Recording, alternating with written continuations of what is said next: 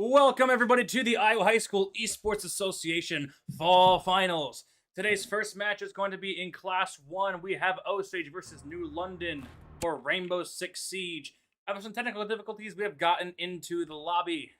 So we are going to be asking the teams if they are ready, and we will start off with the first action of the day. I am your host, Colin, or known as Bert on the MCC Rainbow Six Siege Gold roster. Alongside me is Hunter, also known as Lurka as well, a member of the MCC Esports R6 roster. So both teams are ready, so we are going to begin our first match of the day. Here we go! First map is going to be Border with New London on defense and Osage on attack.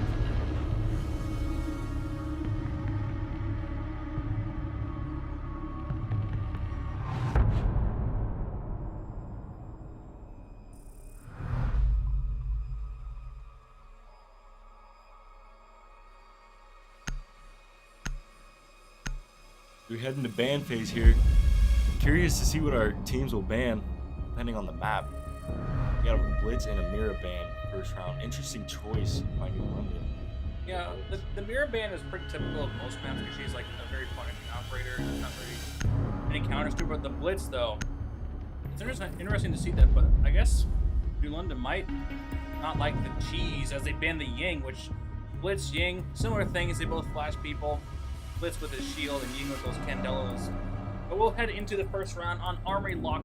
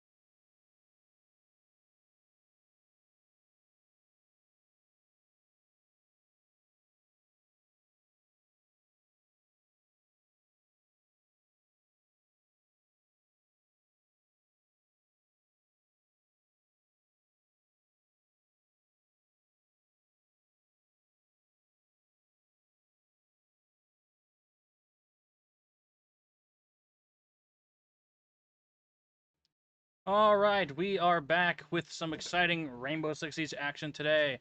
Unfortunately, we had a bit of technical difficulties, but we are now back and live. We will be asking the teams if they are ready once again.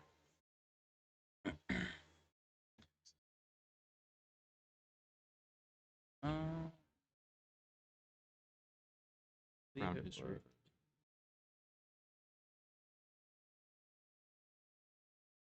It was the attackers won. Yep. Okay, the other one second.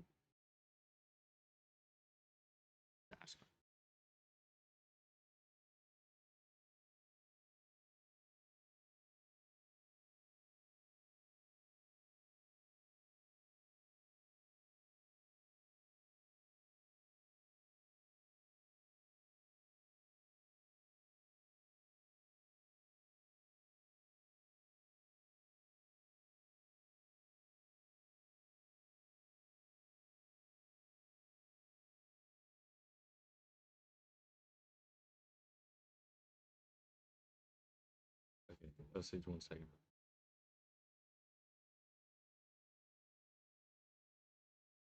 All right. So you gotta see what. Oh wait, never mind. It was attacked. All right, we are ready to go. Once again, after some difficulties. Oop. There we are. We are back with some Rainbow Six Siege action. Coming back to border on the third round. Osage took the victory in the second round against New London on upstairs.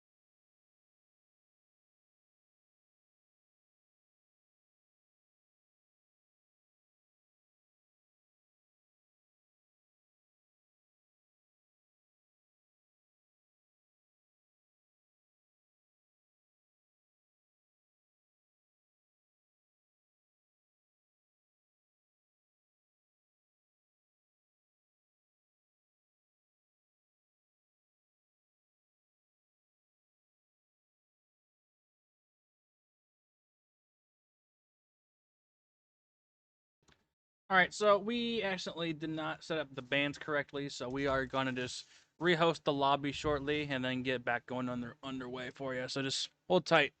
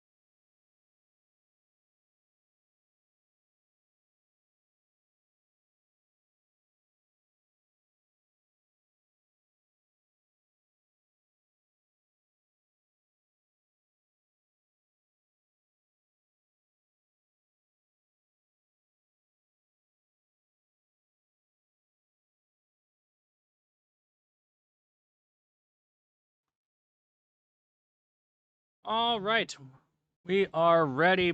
We are back into the lobby once again. We have fixed it this time. We never said we were professionals. We only said we were decent. But we are back in the game against Osage in New London. Osage up 2-0. Unfortunately, we did not see the events of that second round, but it from what I recall, was a flawless round for Osage, but we'll come back into the third round here. Turn up our a little bit here. All right, so New London on the defense yet again, on the top floor, on the A-bomb site yet again.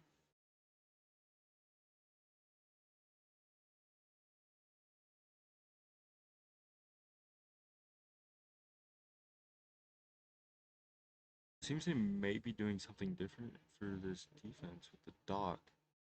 Yeah, they got a zombie dock play. and a zombie player. I think this zombie might hold the east stairs. The attack looks a little bit different too, with the Maverick being in play here. It's in place of the Nomad.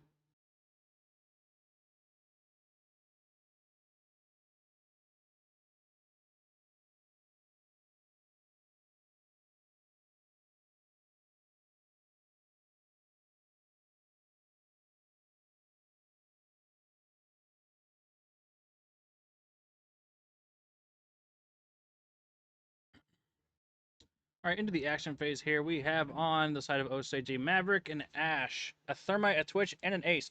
Yet again, bringing the double Heart Breach. Honestly, I don't mind it, but seeing a Maverick instead of like a Habana or even like secondary Heart Breach on a Striker is honestly kind of an interesting pick, because Maverick is not somebody you really see on this bomb site. As Pandas gets the first kill of the round on the Dagon. Playing the Azami. Playing on the Ash with that R4C in hand. Kind of on a lurk, honestly, as he's about to potentially take a fight with his Vigil. Ooh, Bashi out. Taking a couple shots, repositions, gets back into a better position, swings some wide, gets a beautiful headshot on the Jinx. One below, into bathroom, getting that vertical pressure. Opening the wall yet again, similar to what we saw in the first round.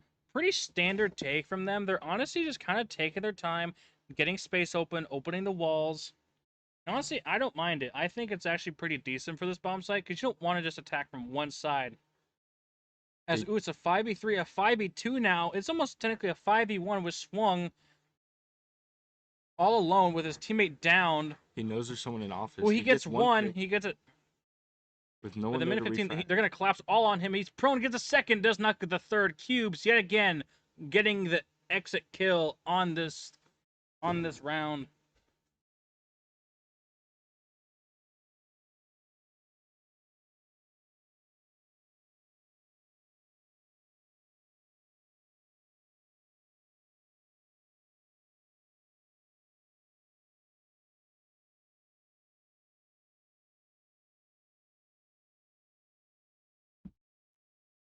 Curious to see what the bans will be here after seeing that Ace and Thermite in play so many times. They go for the Ace.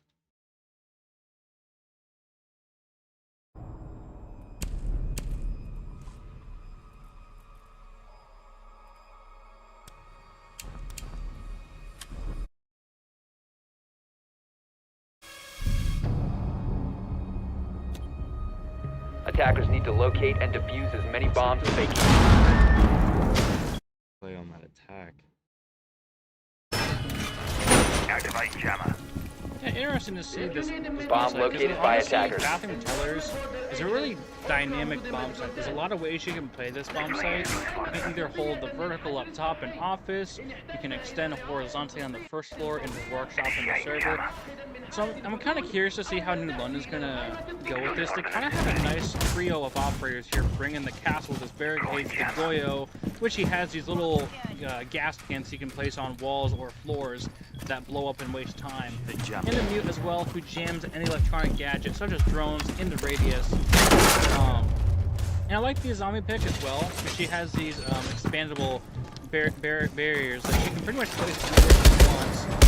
And she can place every couple of seconds, for 30 seconds. gets another one. And then Fender, who has a 5 of these traps, or 4 of these traps, that what they do is they release a gas that kind of, they reduce your visibility, so it's a really good trap operator for a lot of small rooms, such as a lot of them on this map. Honestly, 4 is probably one of the smallest maps in the current pool of maps for the high school, which is very similar to the maps in Pro League. We have some time. Osage bringing the Monty, working his way. Ooh, as the Buck gets the first opening kill on the round. Most of the time, it's pick of the round. Not today. Ooh, has swung. Enters right back, picking the kill onto the Buck, putting it back to a 4v4 with 2 minutes left on the clock. Buck tried to drop server hatch there and got punished for it. Yeah, it's interesting to see what they're doing. There's only one person currently joining, and that's Cubes, playing on the Fauna. Honestly, probably playing more of that support role. Because Smeggle is down. I think it might have gotten C4 before here. Gets picked up, but gets put on very low HP. Minute 35 in the round. It's a 4v4. They took vertical very quickly here. Yeah, they did. As the mute gets the pick onto Smeggle. Very nice. They give up vert and start working for an execute. Yeah, looks like they're going to be working kind of on a teller's jumping flank. Who has a Nomad, taking space, gets one, puts it down to a 3v3 situation here. As the Monty's running through the fire and flame, gets down, does not do anything. But Cubes is getting put all alone in a 1v2 as Pandas gets picked right down. Gets the first kill, gets it down. It's now essentially a 1 versus 1 unless he can pick up his teammate who gets the finishing on the kill. 45 seconds left on the clock. Cubes in a 1v1 situation gets swung. Honestly, 2 players that so far have been really consistent on good aim and hitting those headshots. Getting the yellow pings there. There's 35 seconds left on the clock. Not much he can do right now.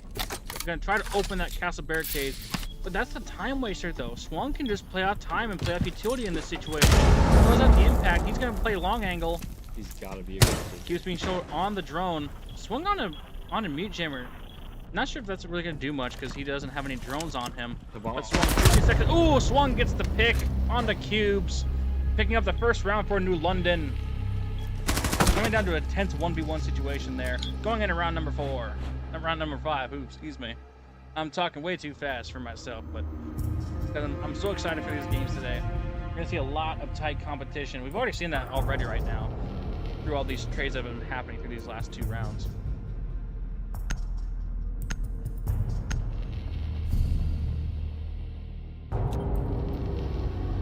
Attackers need to locate and defuse bombs.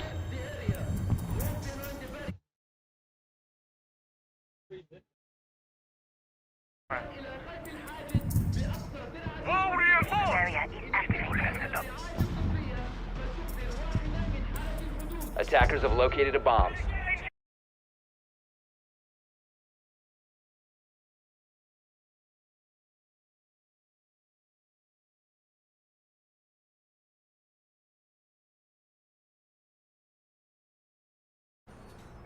Ten seconds remaining.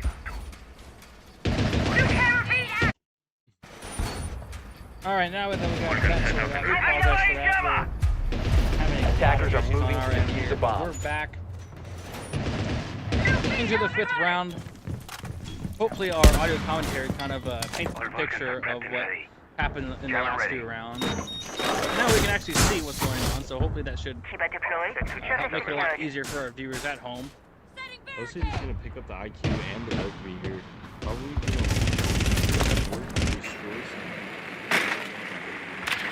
Force to destroy a lot of those utilities. Yeah, because they're running the Valkyrie on the side of the which honestly, anytime you see a Valkyrie, you're gonna see another utility. Dokkaebi is really nice because she has these phone calls that when she activates the call, it'll call all 5 defender phones, which knocks them off cams. And if there's teammates that are dead, if a teammate is dead, they cannot see cams for a good 10 to 15 seconds. Swapping. So, but the meat jammer's coming clutch as Swung lives up to his name, swings the guy off the breach and picks up the thermite, which is the defuse carrier, so that's a really bad start to Osage's attack here. But it's a 4v5 going back down to a 44. Speckel gets a pick. Lay down Cubes some picking up first for him. Going to a 4v3 now. Now, New London has to bounce back. They have to get a pick. They have to keep that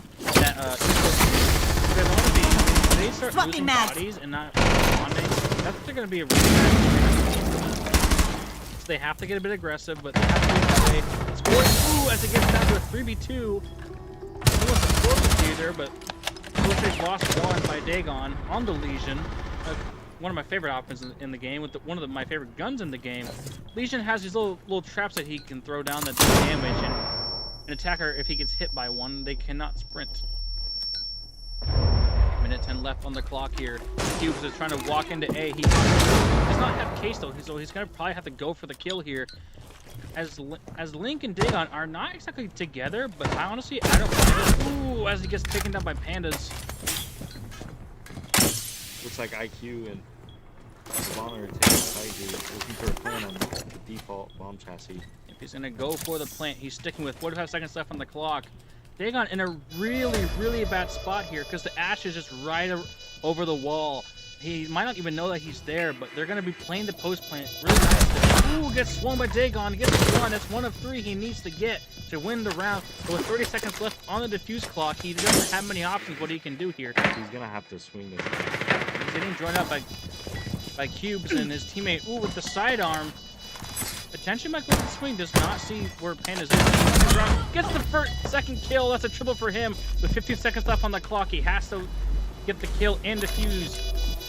He's kind of going for a fake, but pros, you got to remember, pros don't fake. He has to stick this, but no, Cubes will pick up the last kill yet again for the 3rd time in a row.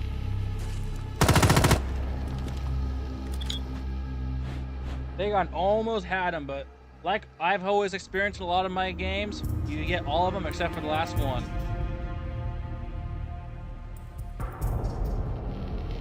So coming to the last round of Osage's attacking half, honestly, I've seen a lot of decent attempts by New London to trade back, but Osage really just punishes them for attackers bad need to positioning. locate and defuse But as many bombs honestly, as they Border is can. kind of a map that you can't really just stand in one spot, so you're always kind of have to be moving. And what Osage has really been good at right now is opening the walls, opening up new angles, so making defenders feel pressured in getting in bad positions through that pressure. Because like, if the defenders deny the wall and deny a lot of angles, they can play in what we call power position, which are positions on the map that are really crucial for winning a defensive round. So if New London really just like starts bringing more denial, such as like the Tuberau, 10 seconds left before insertion.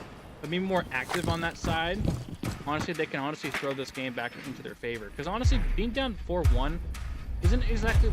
Attackers are moving out to locate a bomb and defuse it. Because Border, honestly, in my opinion, is kind of more of an attacker favorite map. So I, as New London, wouldn't be too worried about the scoreline right now. It looks like Osage is going to be looking to play a lot of work here with the Dangles and the Nomad, or in the Ram.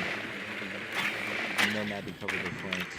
Yeah, honestly, this lineup is really nice. I don't know what they're going to do with that Thermite. I mean, New London isn't really doing much in vertical. They have 2 upstairs, which is a Legion in the smoke.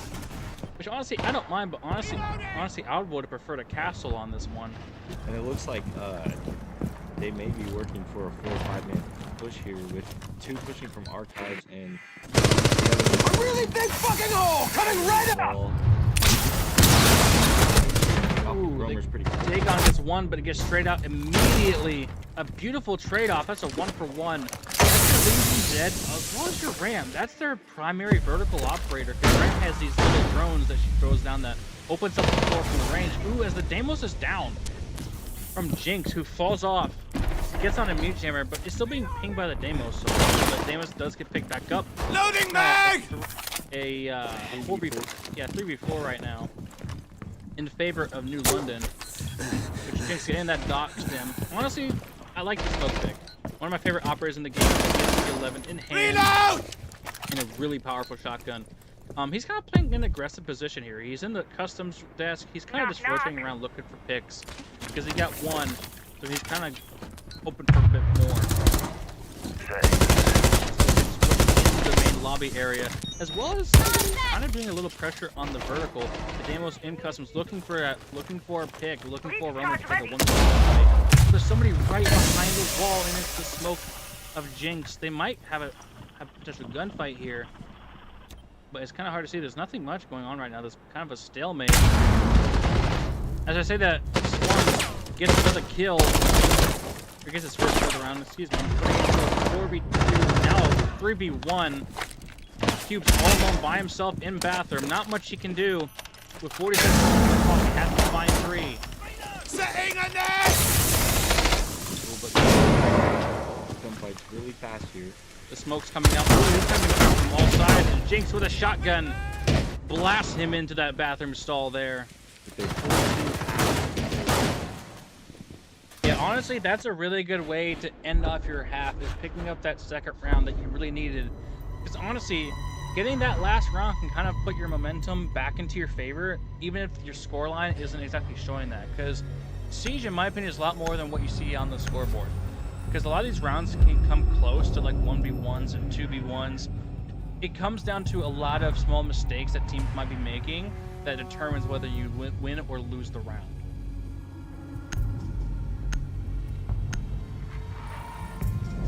In my experience of playing Border, this map is very hard to attack.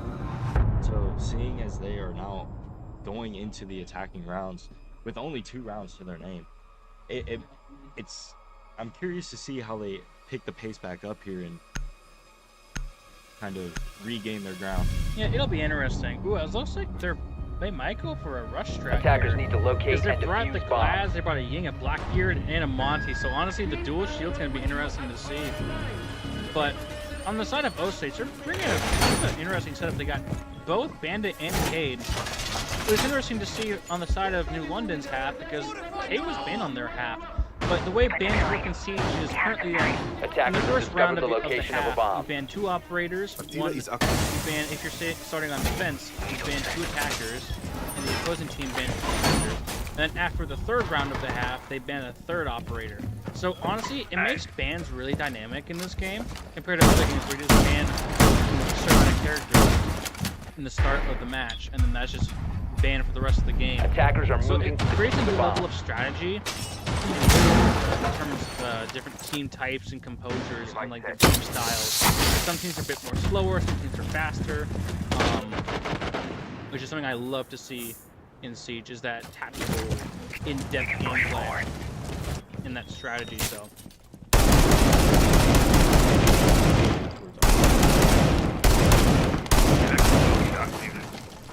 They're gonna look to get this Montang in so he can hit the diffuser. While Yeah, Glass I like- is covering through the smoke. and it looks like they're gonna take Archive for Tellers fast with the Blackbeard.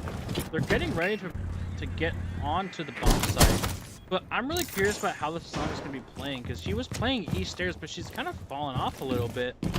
But that Blackbeard's coming up the stairs. Ooh, sees her, but she doesn't see him. Gets naded out. Barely lives with his life right there. Blackbeard does not have anyone playing with him, which could be. Oh, the Cage gets caught with his pants down. Changing Cage max! gets the kill. He dropped the hatch, trying to potentially help his teammate, but the Blackbeard will solo a pick. But interesting to see the Blackbeard just all by himself. Ooh, as we're about to start the flank down. Ooh, Panda's getting that smoke through. A Nitro comes out. He does not down 1 HP. Ooh, the monster gets downed by the smoke grenade.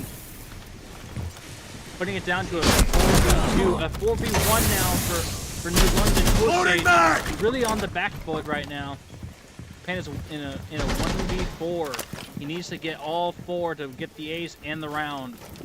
He's on his back, gets the second. Will not get the third. Dagon gets the last kill, shutting down his wrath of the round. Honestly, I was really interested to see how the Blackbeard was going to take space. Because honestly, that's kind of what Blackbeard is good at, is taking the space early, being aggressive, using those nades. But looks like we're going to have a bit of a tech issue on the player's end this time. So it looks like somebody is going to be reconnecting here. So, You know, Border is one of those maps that's kind of niche from all the other maps on the defense side. You want to play a lot more aggressive on this map on the defense side because of how small it is. You can't let the attackers get in and play their fundamental game with their orthodox strategy of just getting in and getting the plant down. You have to play aggressive on this. Yeah, that's what makes this map interesting, is that attacks are going to be repetitive. Like, you have to take top east stairs, you have to take the CCTV room, you have to take the break room. But really, it just comes down to how well the defense can play cross angles, which is two or more players watching similar angles that make a cross, hence the name. And this map has a lot of soft walls, so you can open those up with your shotguns or your DMRs to make those lines of sight to help your teammates. Because if your teammates are taking one-on-one gunfights, they might just be cut off because there's so many angles, there's so many walls to open up on this map, and it's so small, there's not many escape routes that you can take. So if you have a really aggressive attacking team, it can make defending really hard to make consistently. So, but we are back. That player has rejoined. So we're going to go into round 8. Honestly, I'd like to Defenders, see protect if your New bombs London can from make being this defused back by to a tie attackers. game at 4-4. Because this game is so far, it really just has been an attacker in favor map. So if anything goes to show, I think if New London starts getting a few more attack rounds, we might have a really good series on our hands for this first round of the day. Keep us strikes through. Deployed barrier. Place device. Osage looks defensive, rush over on the A bombs. It slows players down as they walk through. Ready, set, place again, keep the position. I personally would like to see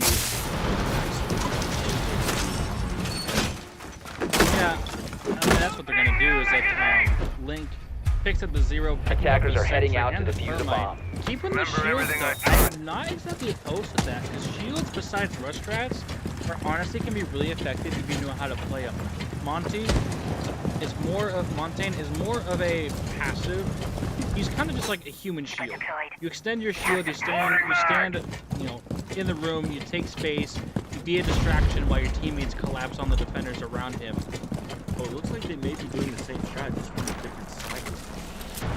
It looks like they're gonna be kind of doing a bit more of a kind of default, you know, open up the walls, open up space, you know, drone everything out. That's what makes Zero so good, is that he has cameras that he can throw anywhere he wants.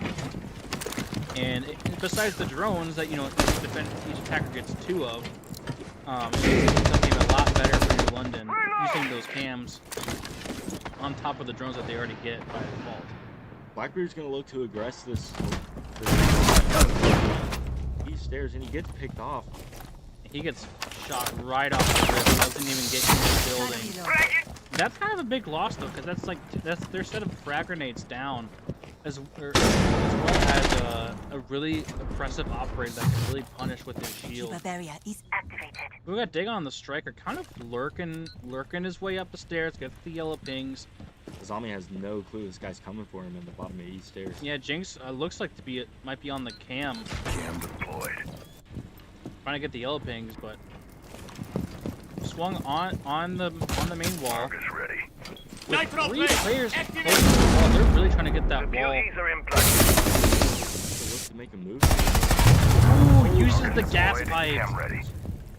That's a beautiful play by Dagon, using the gas pipe, not even have to take a gunfight. That's what I love about the new Siege X map, is that there's fire extinguishers, there's metal detectors, and there's those gas pipes that if you shoot them enough, like you just saw, they explode. And if you shoot them once, they let out a gas flame that will actually deny time, which honestly I really like, because it makes these maps that you've played for years a lot more interesting to play with, because you can use utility like an impact grenade or a frag grenade to destroy that and get an easy kill like that is. As cubes will flank and get the kill. Ooh, has disconnected from the game, potentially a game crash or something like that, but it's alright. They got 25 seconds left on the clock. Yeah, with that smoke, ooh, the smoke. Yeah, all 4 players are kind of in 15 seconds in a left. straight line with each other, trying to play off each other, trying to hold off angles. Ooh, that's the map dash, does not work for Link, and it's oof. Kind of a rough way to end that round. Trying to pull through with little time left. Bringing our game to 5-3.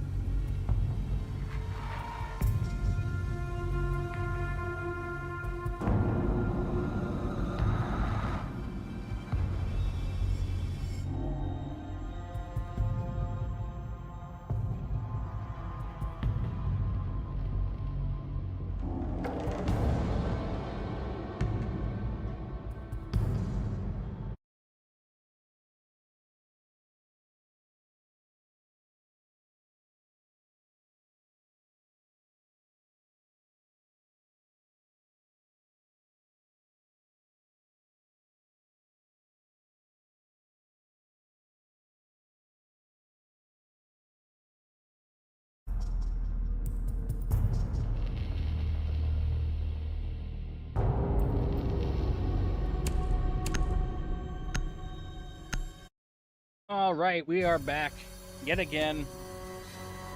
Attackers Had a need lot to of locate issues and already defuse in as this many first bombs round. as I they might have can. to start making a tally. I'm going to lie down for a It's all minute. good though.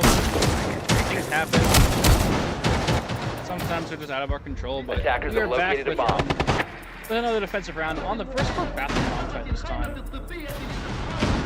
New London on their attack. They're bringing out the Deimos. They're bringing out a Fuse, a Ram, Nomad, and Sledge. Sledge, one of the most classic operators in Rainbow Six Siege. What does he do? He just has a giant sledgehammer that he swings and breaks stuff with. But him being Scottish, honestly, I would not be surprised if he was Shrek. But besides the references aside, he's one of my personal favorite operators because he's so simple, yet he's so fun to play. So Osage, I think they might be going for like a top-down take, taking the top side of the bomb site, taking the top floor, making vertical holes. But it'll be interesting to see how they defend this bomb site compared to how Osage or how New London did. Osage, they got a interesting zombie setup on the top of the desk there, bringing an Echo, which honestly Echo is a really underrated operator in my opinion. He has these drones that have a burst that when he shoots at an enemy, they're disoriented. As he's getting Deimos tracked with that beautiful revolver in hand. Now Deimos, as you kind of see on his screen, he can track the defender for a select duration of time. And the thing is that he has scanning revolver, but also Deimos is used by the defenders for a delayed period of time. Loading new magazine. Such as pinging the defender, but he's one of my favorite operators because he just forces one-to-one gun fights. He does not know gets kicked off. Reloading. Looks like vertical is free for the attackers now. Yeah, it's very free. That's interesting to see with a lot of these attacking teams that sometimes they don't really, you know, get challenged a lot by the defense. They might have like some aggression, but they just have that one player upstairs on the defensive side. But yeah, they really have to retake. A lot of the floors here are not hard floors, so they're going to be able to use the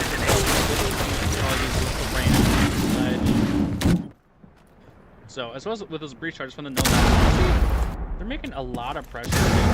They just really got to go for that late round take and get that bomb down or get all the kills. It's 5v3. They really just need to take their time, drone things out, which they're not really doing. They're kind of just face checking everything, but honestly, if you're winning the gunfights, I'm not really opposed to it. As Swung gets that kill on the ball man, who almost gets the second with that revolver out. He's trying to take that gunfight, does not hit the shot though. Pendez escapes with his life, but only on 1 HP. Lay the He nest. gets saved on one side. Still upstairs with the other three was taking gunfight. I'll find you. Ooh, Dagon almost got his teammate. He's gonna be excited here. As Jinx will like the last kill for New London. And honestly, that's interesting to see that it was a flawless round. Osage really did not have an answer to New London's take, which honestly was kind of a detrimental thing to them. But they're up 5-4, so they have a bit of breathing room to deal with. But they just really got to recollect, think about what is their take and how can they counter it. That's the thing about Siege, is that if something isn't working, you have to make the changes. But if it's always working, like the old saying goes, if it ain't broke, don't fix it.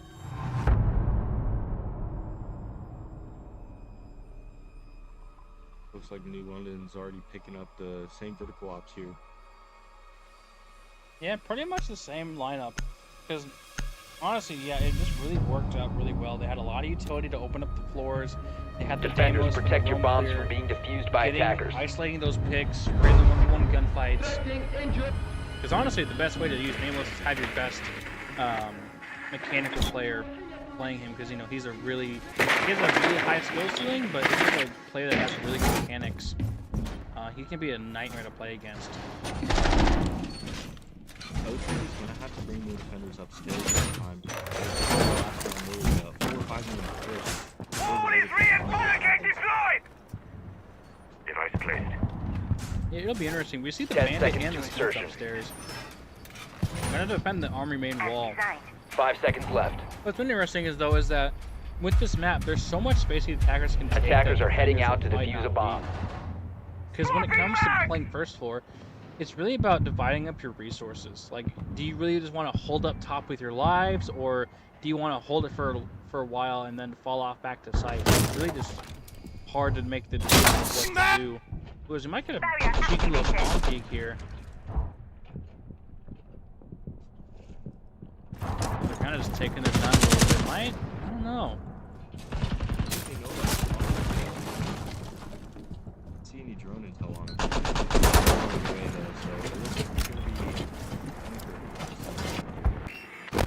Yeah, Drenning Customs might.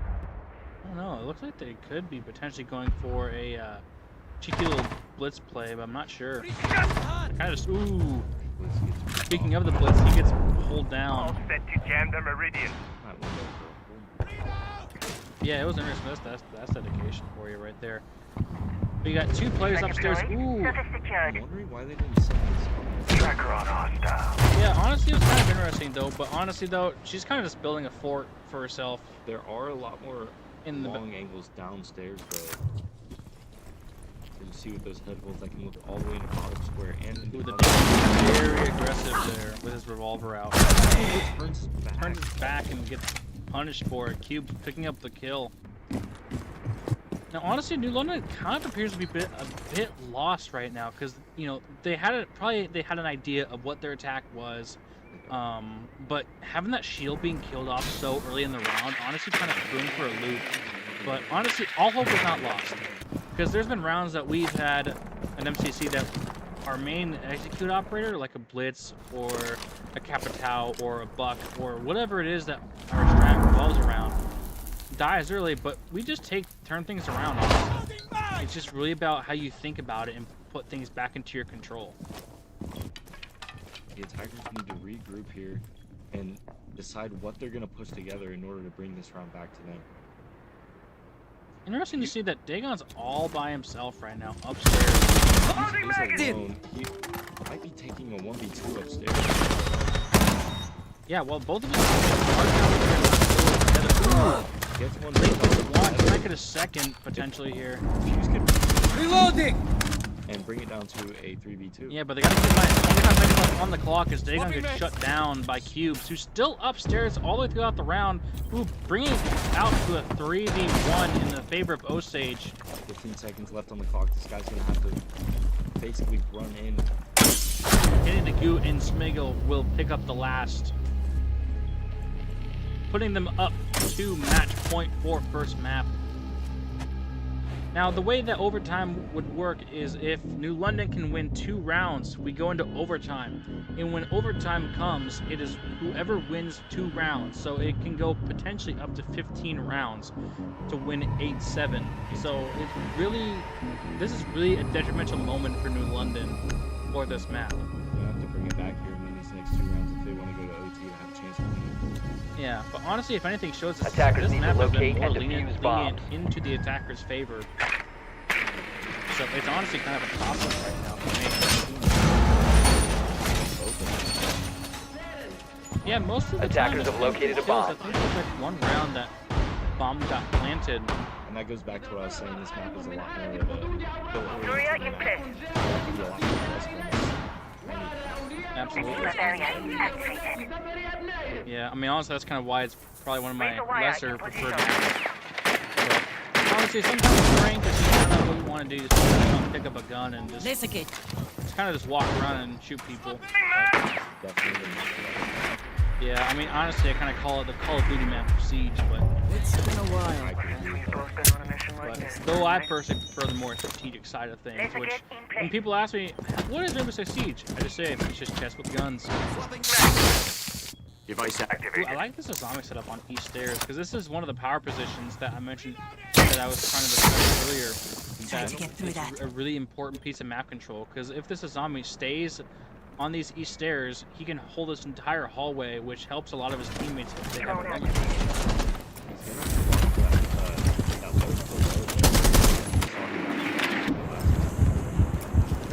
Frag grenade! Let's see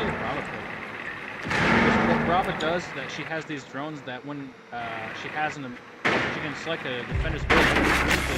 She can hack them, and it affects the defenders of the attackers as links for Jinx to get the first pick. Onto cubes. I'm surprised. I wasn't sure who he died from, but he was kind of being the star player of Osage right now. 12 and 5, having a really good stat line, but honestly, sometimes the best teams are those that have really good players, all really players. But honestly, Cubes has done a lot of work. He's been one of the best mechanical players I've seen so far, but not to discredit any of them. They've been really supportive of each other, playing off of each other, playing for refresh, so it's been fun to watch these teams so far. Tommy falls off of these stairs, gives space. Reloading. It's interesting to see these all four defenders are still kind of clustered around in this little spot near Armory and on the middle stairs. There's a minute 50 left on the clock, though. I know I'm not opposed to that. If you can just bat each other, get refrags, but gets picked off. They're kind of just peeking 1v1 gunfight. I'm not sure if that's what Osage wants to be doing right now. They want to be playing some Ooh, Lux gets downed with the shot from the banners. 50 seconds. They're gonna have to start walking on stuff here together. These two might hit. Ballman's really taking a lot of pressure right now. He gets the swung. Goes into this thing yet again. Ooh, gets a second. Beautiful, beautiful take right there. Leaves as in a 1v4. It gets wall banged.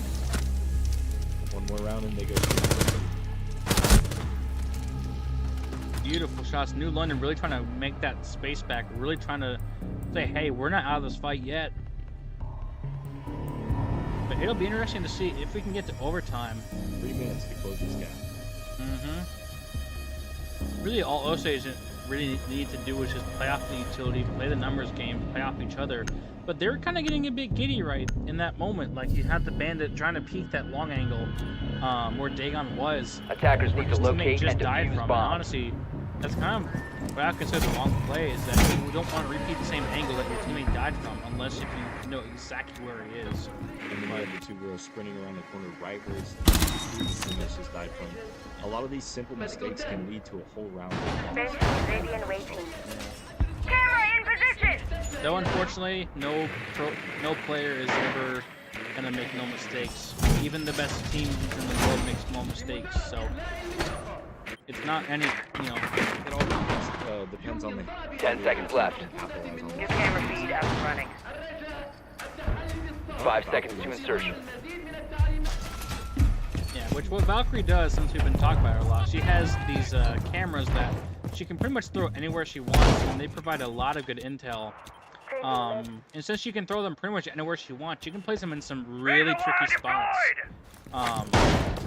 That can see a lot of the room, a lot of the map. So, and plus she has that nitro cell in pocket, so it makes playing down below through the floor really effective if she has really good cam placements. And even if she dies, she has a lot of good value in the intel game. Yeah, what a lot of teams will do, especially me on a part of the MCC team, I play Valkyrie and I play the cams upstairs and I play the natural from below to deny walk-ins or plant. Ooh, I love this drone spot from Vega. This is one of my favorite drone spots on this map because you see so much of that office room. So honestly, having intel on attack is very important. So I appreciate that he's placing those drones in spots that aren't going to be seen very often. They give a lot of intel. Just think, if defenders don't know where the drones are, they can get killed by it. They can get wall banged from an angle that they didn't even expect to see. Enemy located on the second floor.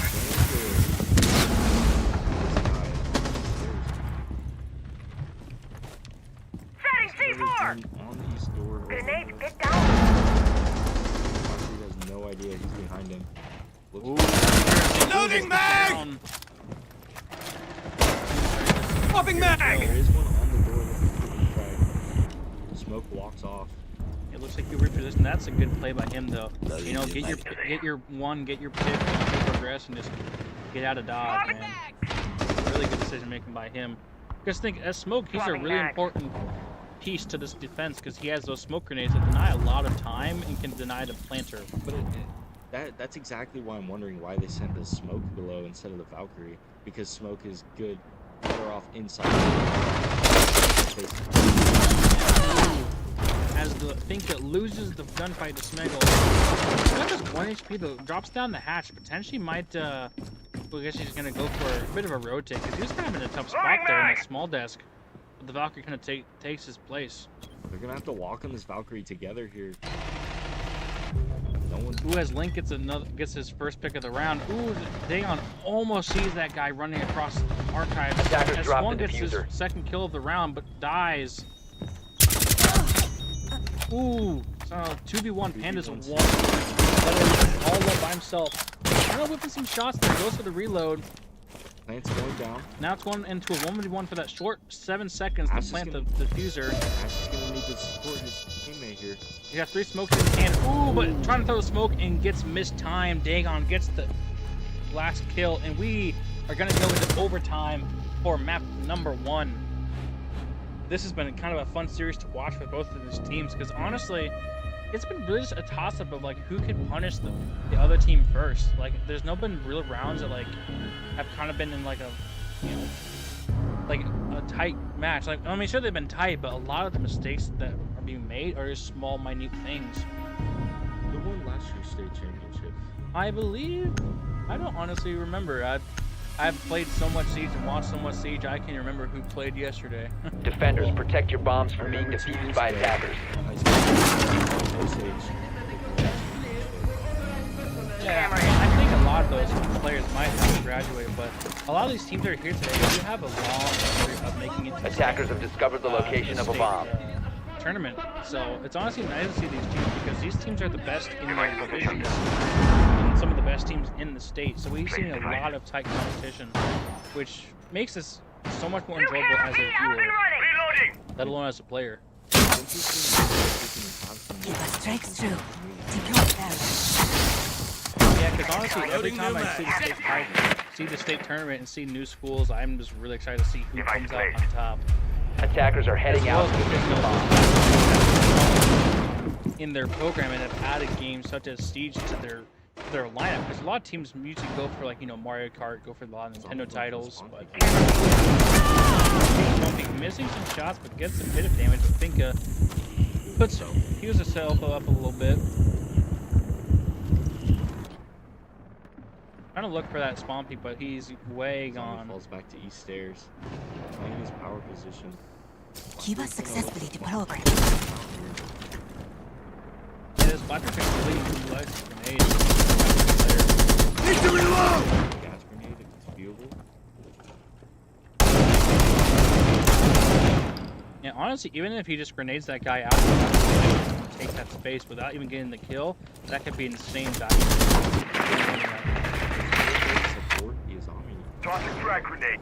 He's either gonna have to run or Yeah, as she backs off, but comes back off. He's saying, no, this is my perimeter. My perimeter is clean. He does not want to give it up. Blackbeard's gonna have to walk on this guy with his teammate behind. Yeah, the problem is though they're coming from one doorway and they're not coming from the other side. The zombie is still tight. Ooh, he's stopped. Just barely lives with his life. He's gonna run back up the stairs. He's really itching for the kill on the Blackbeard. Ash sprints it. But this is the good thing though. The zombie is wasting a lot of the attacker's time because time does not work on your side as an attacker. We do have thermite in sight with the diffuser. Really nice. Gets his trades right back into a 3v4 and it's 4v2. Oh, a team kill! Onda swung, actually lined up in his crossfire in front of a defender. We've got 2 pushing from our Ooh, Smeggle, beautiful wallbang on the Jinx, bringing it back to a 2v2. Link wrapping around the bomb, looking for that legion of Smeggle. But ooh, Smeggle will get his third kill of the round, putting it all on the eyes on Dagon. Kind of missed off a little bit. Almost gets a wallbang on that Azami. 35 seconds left in the round. No diffuser. That's the main thing, is that the diffuser's all the way in the other bomb site. So Smeggle and Feminine could really just play off each other, play the tight cross angles, play the time and just bait him to an easy for last kill. With 20 seconds left, he's got to go. He's going to be sprinting around. The kill hits the goo mine. Smeggle in the small office, pops over, starts wallbanging, and Feminine will pick up the finisher for the round, putting New London 1 point away from winning this first map. Osage. Osage. Man, I keep talking way too fast. I think. Oof. I was gonna say there, Ash had to aggress one or the other before she got pinched by both of them, and before they were able to set up a good cross there. Yeah. Honestly, I'm talking way too fast. I should time myself. I should be an auctioneer. Honestly, yeah, if I was in an auction, I probably would be the guy just talking really, really fast. But unfortunately, that's just my excitement for this game.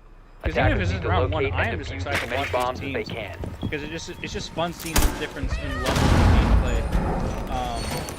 Seeing how the high school league has evolved. Because when I competed in it, it was a very, very basic form of Siege. You know, a lot of the original operators, not much team dynamics or different team styles, but a lot of these teams have really evolved in a short amount of time, which is really glad to see for the future of this game.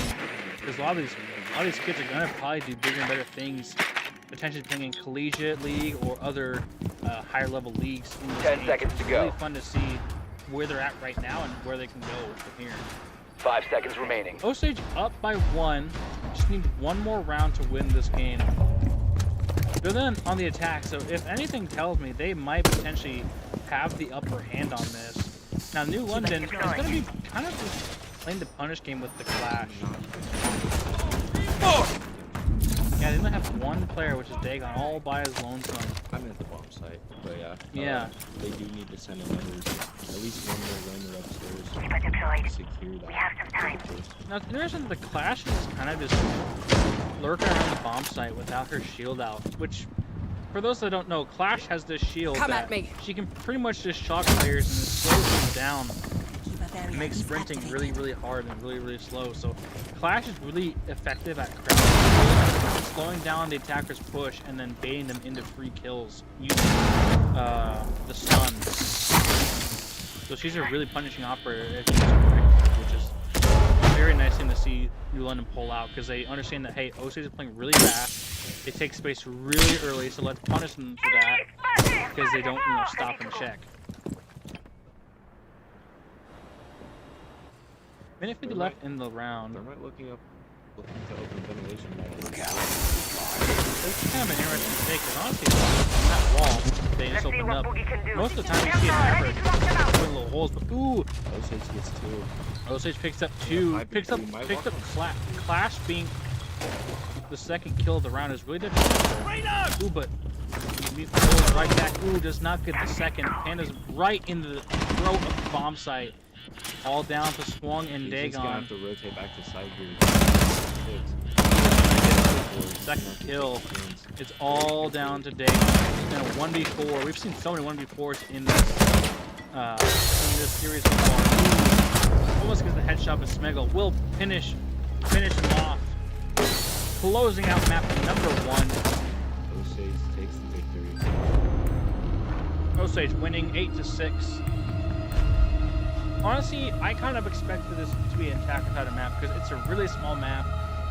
They took space really fast, but New London honestly had a really good fight back once they got onto the attack. Because like what I was saying earlier, is that they started down 2-4 when they swapped to attack. So honestly, I was really impressed to see what they were gonna do on the attack. So I was really impressed with both sides right now. So.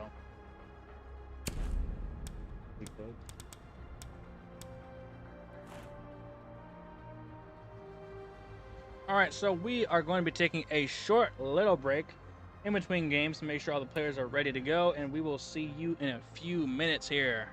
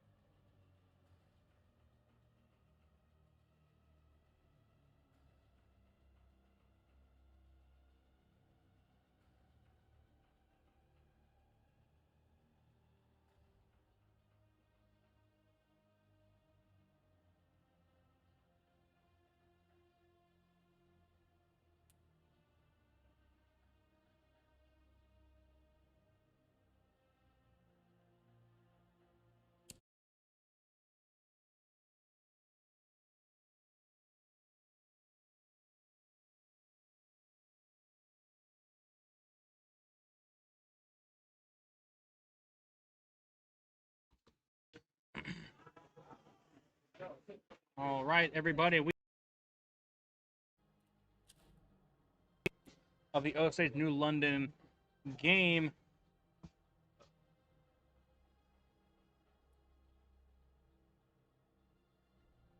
Looks like we've had a player disconnect.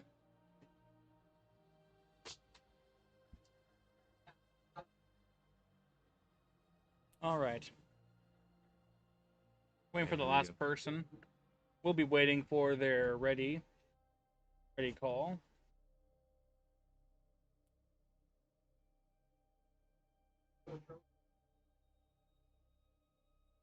And once each team has replied back, we will start now.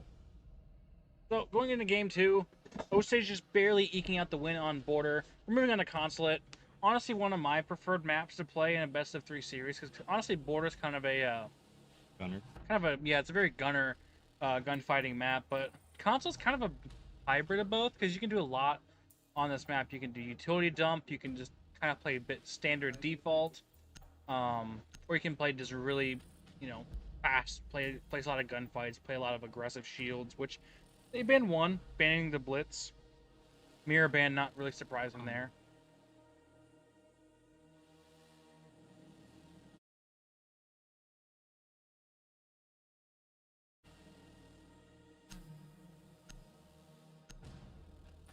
I asked.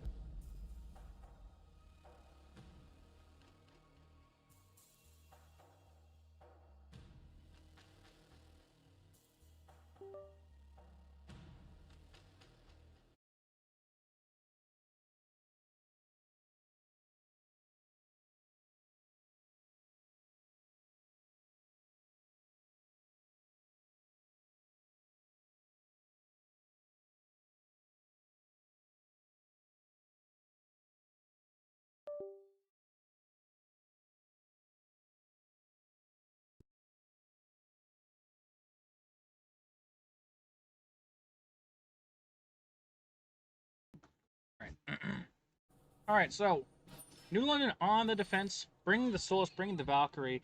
Honestly, a really good combo for getting a lot of intel. So, and on this map, there's similar to Border, there's a lot of soft floors on this top floor. So honestly, I'm really curious to see how well the Solus and Valkyrie are going to be used down below. If they used Valkyrie down below, it doesn't look like it so far. Yeah, on map number 1, we didn't really see much in terms of vertical utilization, but it's not there's more than one way to slice the pie on this in this game, so it's really just up to the team's discretion of how they want to play. So Osage bringing a kind of a similar setup to what they've brought before, bringing the Blackbeard, bringing the Deimos, bringing the Nomad. So they kind of just have their core, and they kind of just fill in the last 2 gaps. Doesn't look like anyone's playing long desk. Yeah, Long Desk has a really good power position on this map, because you can hold a lot of space. You can play off of this hallway, which we call Checkers hallway, as Smegma gets the first pick on the Solus roaming in the basement. A crucial kill there. Very crucial kill, because that's a lot of their winning condition gone in the very early part of the round, because as a Solus player, the longer you stay alive, the more value you're going to get out of those scans. So Solus can identify technological devices such as diffuser, and she can shoot them from below. Ash walking in the small box, gets down 2 kills. 4 versus 1 already. New London down on players. Very Gets a explosive. pick. Doesn't know his Explosive moment. window, jumps in, gets a pick. 2v1 now. Doesn't have diffuser though. The Nomad of Nomad does Feminine not has know the where diffuser. Bandit is. Gonna go for the Falcon call to walk. just go for the plant. Planting glow stick. Yep, Cube's covering his Doesn't know he's teammate. planting. He's gonna have to get aggressive here. It's gonna be really interesting to see how he's gonna be playing, because Cube's gonna be on the 0, giving Both his of them are dead out. teammates intel. Oh, he's playing vertical. Ooh, on this is the gonna be a diffuser. really This is good play here. He's gonna have to start walking up. They also have a 0 cam on it, it looks like. They can use the nitro. Does it's stuck on the ceiling. He's gonna have to walk up here. But Osage is playing really far back. They're playing really passive, really reserved. Getting down to the wire with 14 seconds left on the clock. Coming in down below. Bandit trying to go for the defuse. tries to stick it, hops off, tries to peek the vertical, but from behind, Cubes will pick up the last kill. A beautiful plant going into the 2v1 gun, saying, hey, let's not go for the gunfight, let's go for the objective. The Nomad placing the breach charge and playing vertical from below was a really good way to ensure WinCon, as what we call insurance in the round. Because there's always a position on the map that you call insurance, or as we like to call it, Geico position, where no matter whoever dies, if you're in that one position, you are going to guaranteed to win the round almost 90% of the time, unless if there's some miracle that happens and the defender either wins the gunfight or sticks to the fuse. So it was really well played by the Nomad of Feminine right there. And another reason why Solus is so important, because she can deny plant with her ability. We call her Geico when she plays below. He gets that position on the planter. Looks like they're running a different setup. Vigil for the roam this time instead of Solus. Yeah, I mean, honestly, Vigil, I don't mind, because Osage has a lot of drone economy, as well as the 0 on Cube, so honestly, I don't mind it. So what Vigil does is that he has a jamming cloak that he can enable that, as long as he doesn't shoot his gun, sprint, or do any major action, he is invisible to cams, but while defenders, they can only see his little, The white lines are on the screen. the white glowing effect on the top and bottom of the screen, so he's practically invisible for the duration of his cloak, which makes him a really powerful rat kind of play style. So if you have a player that's riding in the corner like what Jinx is doing right now, it can be a really effective way to cut off a lot of intel for the attacking side.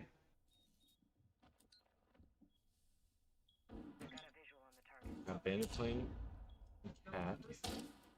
Yeah, trying to find where that buck Behind it. is. Let me get it from below. Does not see the Bandit yet. They do not have the Cade, so he just missed the Bandit just by... Oh. He might He's get still it missing now. that. Oh, I think he got it now. I don't think he did. There Oh, it no. is. Now you got it. Now you can have that thermite open the wall. Bandit's not going to go for the trick Yeah, here. Bennett not going for the trick. Now that's honestly kind of an interesting take, but I guess granted he doesn't really know if there's somebody still on that vertical. So That's true. Ace gets a pick here. onto the Valkyrie. That's another big Walked up kill, because yellow, that's a going nitro for down. one. Ooh, a Oh. beautiful shot from the AK-12 of Pandas. Pandas Takes off the cap can. halfway through the round into 4v2 now. Ooh, getting a nice trade. Vigil's going to want to start rotating back to site here if he hasn't already. Ooh, getting a double kill there. The Bandit of Esports 3. Ooh, gets traded off of by Smeggle. Takes in a 1v2, all does alone. not get even just one. Walked in on by Cat. Yeah, honestly, kind of getting into a lot of explosive moments that, like, not much will happen in the early round, but in the mid round, with about 90 seconds left to go, there's a lot happening in that moment of time. Like we saw, there was, like, trade after trade after trade, going down to a 2v1. Yeah, I think New London struggles with their defense quite a bit. I think it's because they don't hold a lot of crosses, a lot of double swings, or just Yeah. holding each other in general. And there's not much in terms of, like, slowing down the attacking push. Not much like, you know, Jaeger ADSs or deployable shields. No, they're almost letting them walk in for free almost. Yeah, they're really not contesting the space. Like, they'll contest it with their bodies, but if they don't win the gunfight, then they don't have anything else that can hold the space, like traps or, you know, a deployable shield with the Wamai gadgets, which what Wamai does is he has these discs that he gets throughout the round that he can throw and stick to surfaces, and they'll pretty much snatch any throwable grenades in the air and then just suck it to wherever the disc is. So it's a really good way to counter, like, a lot of utilities such as Capital, flame bolts, flashbangs, regular frag grenades, smoke grenades. So he has a lot of value, and if you put him behind a deployable shield in a really powerful position, you can make a lot of pressure on the attack that they have to clear you out to even make an inch towards the bomb site. I think Osage might be the better mechanically skilled team here, so New London's going to have to switch up their strategy if they really want to win. They're going to have to play a lot more orthodox and a lot more cross angles and double swings on these players, because right now they're just being beat by numbers. Ooh, interesting to see Damos the Damos running just for the chasing kill on that zombie Spiral. all the way down down spiral, Runs back up. playing a bit of tag with some frag grenades, but interesting that the bandit is just holding that C4, waiting for the opportunity for that thermite to open the wall, try to open the wall.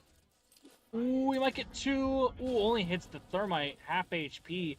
Potentially would have been a really easy 2-piece there, but unfortunately just mistimed a little bit. Dokeby call comes out, so a lot of the roamers are going to be exposed to where their positions are, but Damos everybody's is about to downstairs. walk on. Smegma gets a beautiful kill on the swung, creating a lot of space, kind of being a thorn in their side. Getting exposed by Jinx in a gunfight with him. This is a good crosshair that they could use as a double swing. Cubes gets 1, But they're the Bullman last 2. gets a second. Granting default. Jinx, ooh, They're way gonna wanna that play deep together in here. sight. With the bandit with the pistol, ooh, does not win. Smegma with the better revolver. With his big iron on his hip, he's gonna get that pick.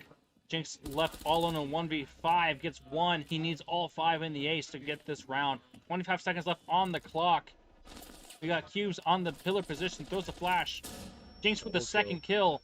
20 seconds to kill 3 more. Coming in from the backside, he might get shot in the back here. Yep. Ooh, gets shot right in the back. Jinx, so much effort, but for no results. We'll only get 2, nothing more. Osage up 3-0. New London, honestly, if I were their coach, I would personally take a timeout and say, hey, we need to change up the tempo a little bit. Let's bring a bit more utility. Let's make them fight for the space, because they're kind of just letting Osage walk all over them. Like, Osage isn't taking much map control, but they're just winning gunfights. Ban Damos here, to be honest, and they ban Ramp. Yeah, but honestly though, New London, they've been down before. They fought back on the last map. So honestly, I would not ever count them out right now. But just a bit of a tempo change, some small rotation, More utility. slowing down a little bit and making them have to fight for the space. 2 players playing against that Damos would be crucial, because you see, Damos is always pushing alone against these guys. Mm-hmm. So he has no one to catch his refrag if he walks into a second gun. Yeah. Now they're on to the piano and exposition bomb site. Now, what makes this bomb site really important and really unique is that you have vertical in the basement and on the second floor. So holding vertical up top and potentially having a player downstairs to play for plant denial is really important for this bomb site. Because you can't really just like sit in sight the whole round, because they'll just collapse all around you and kind of just put you in a box that you can never escape from. So Top and bottom and all sides. yeah, so New London really should have a player upstairs, which not currently, but they are, setting up their utility, setting up the bomb site, so they don't want to just leave it all into the hands of one person. Ooh, has a cheeky run out from Jinx. Almost Puts kills the their ace hard down tree. to 1 HP. And Jinx gets res right back up to full from that Doc. Doc being one of the most easy yet effective operators to play in the game. He has this pistol that launches stim shots that will revive or res a teammate to full HP from a distance. Who has cubes in a gunfight, picks up Jinx.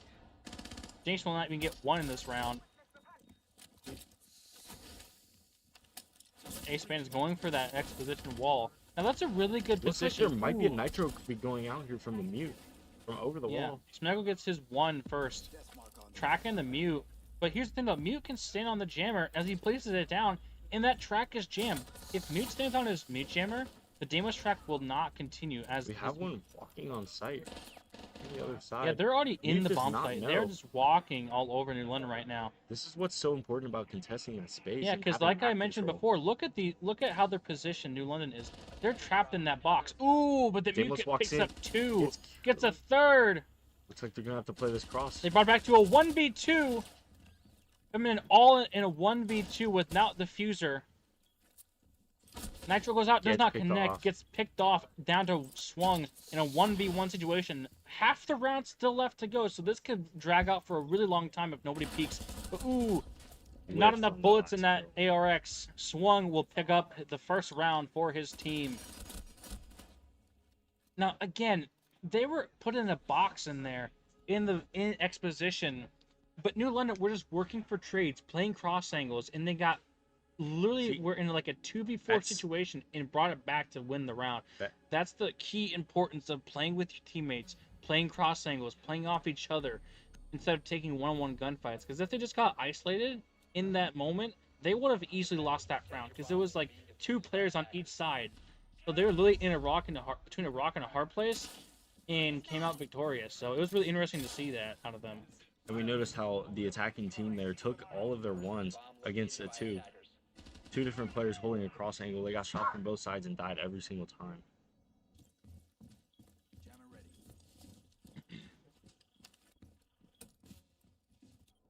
Now, honestly, it was interesting that New London did not ban the Deimos that Smego's been running almost every single round.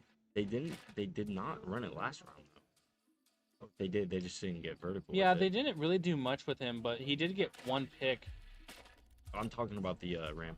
Oh, the Ram. Yeah, the Ram, I don't think... Yeah, they didn't really play it, but... Granted, you know, my priorities are different from theirs. My thought process is different from what they're thinking of right in the moment. So it could have been a major issue to them, because Ram doesn't really have many counters besides just, you know, killing her, honestly. Like, you can throw impacts at the drones, but that's kind of about it. But... Now, interesting to see, they're going for an admin office take.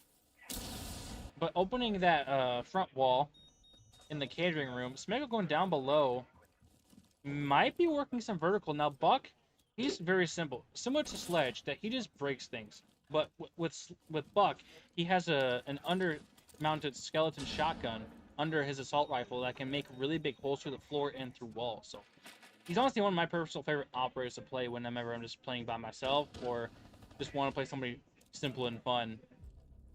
Who has Dagon? That's the first entry kill of the round. Jinx picks up a second on the Smeggle.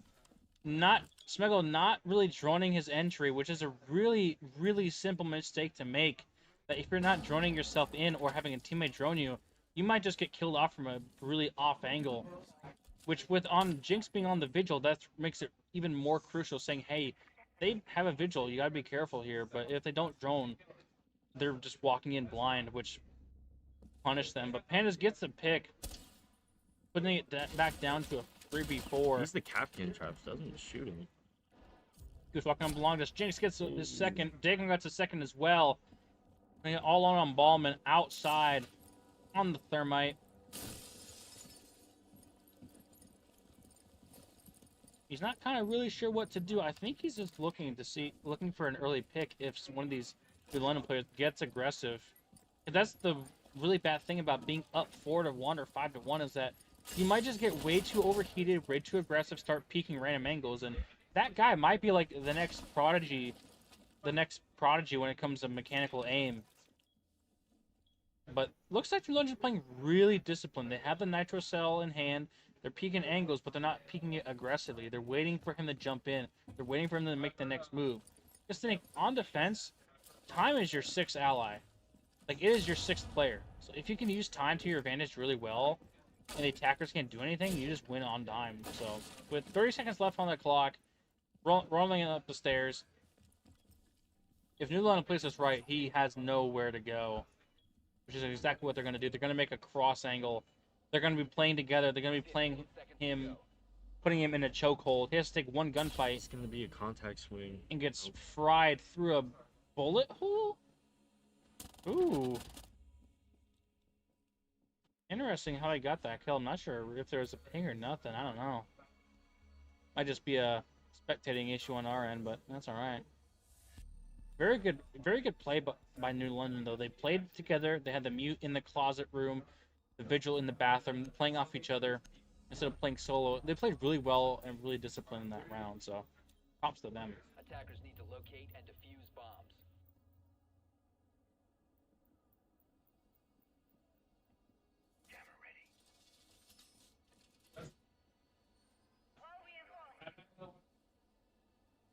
Now we're back on the base and bomb site.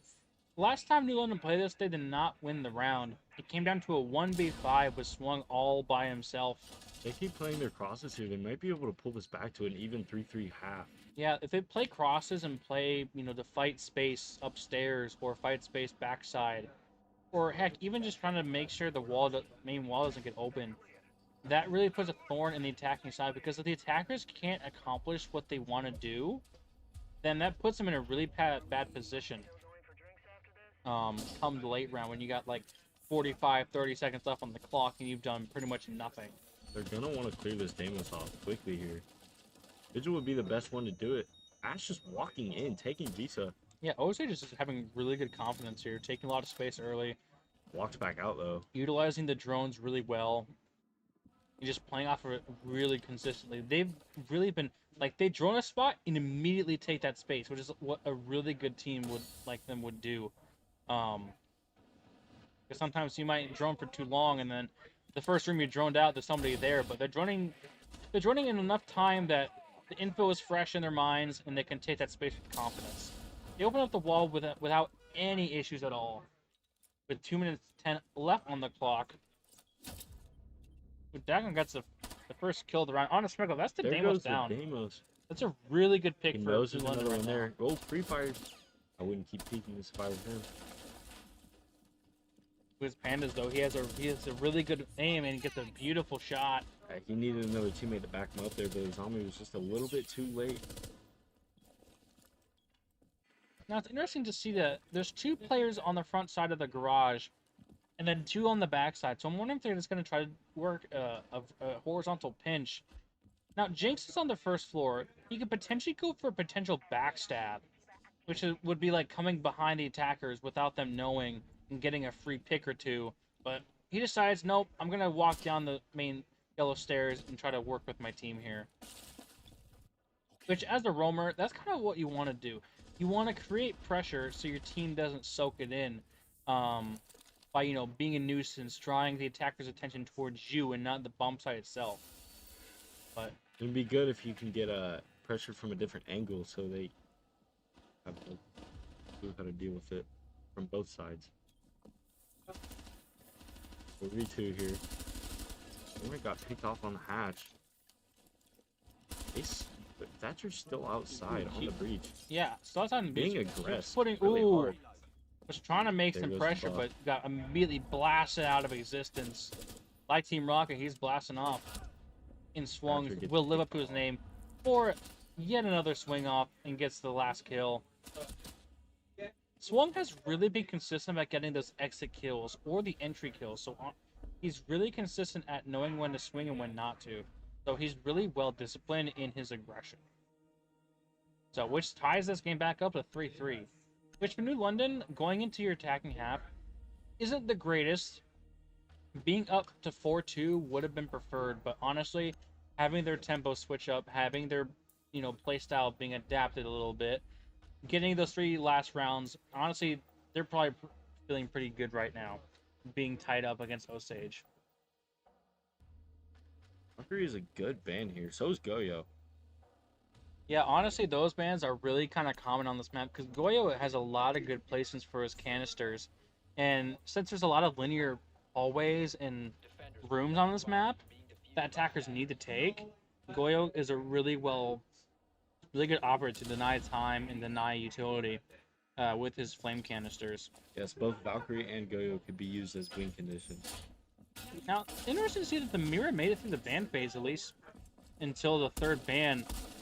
Which what mirror does, that what you saw cubes placed down, is a one-way mirror that can be placed on walls that the defenders can see through it on one end, but you can't see through the other side. So it makes it a really punishing thing to face off against if you don't have any utility to clear it out. So it'll be interesting to see how New London works around this. They also have the zombie with the barricade, with the cube barricades, which is really nice to see. Especially because there's a lot of cover on this bomb site that you can add your Kibas onto. They got the K for Walton now, a castle to block off a lot of entry points and lines of sight, and the pulse. Gotta love the pulse. You gotta love that heartbeat scanner. That he'll detect the heartbeats of defenders and can get intel off of that. So,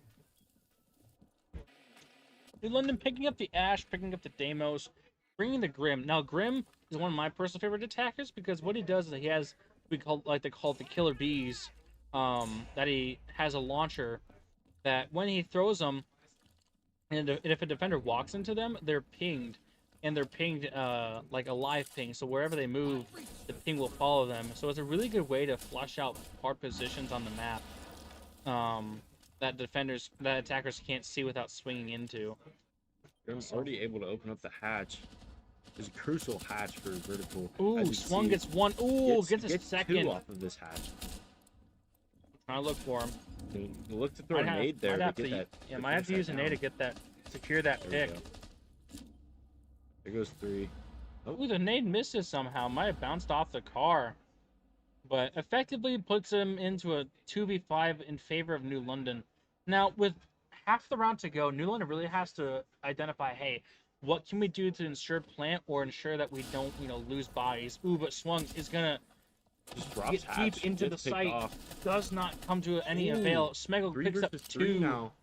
1 is down, so 2v3 with Jinx tying it up, finishing. Ooh, beautiful shots, man.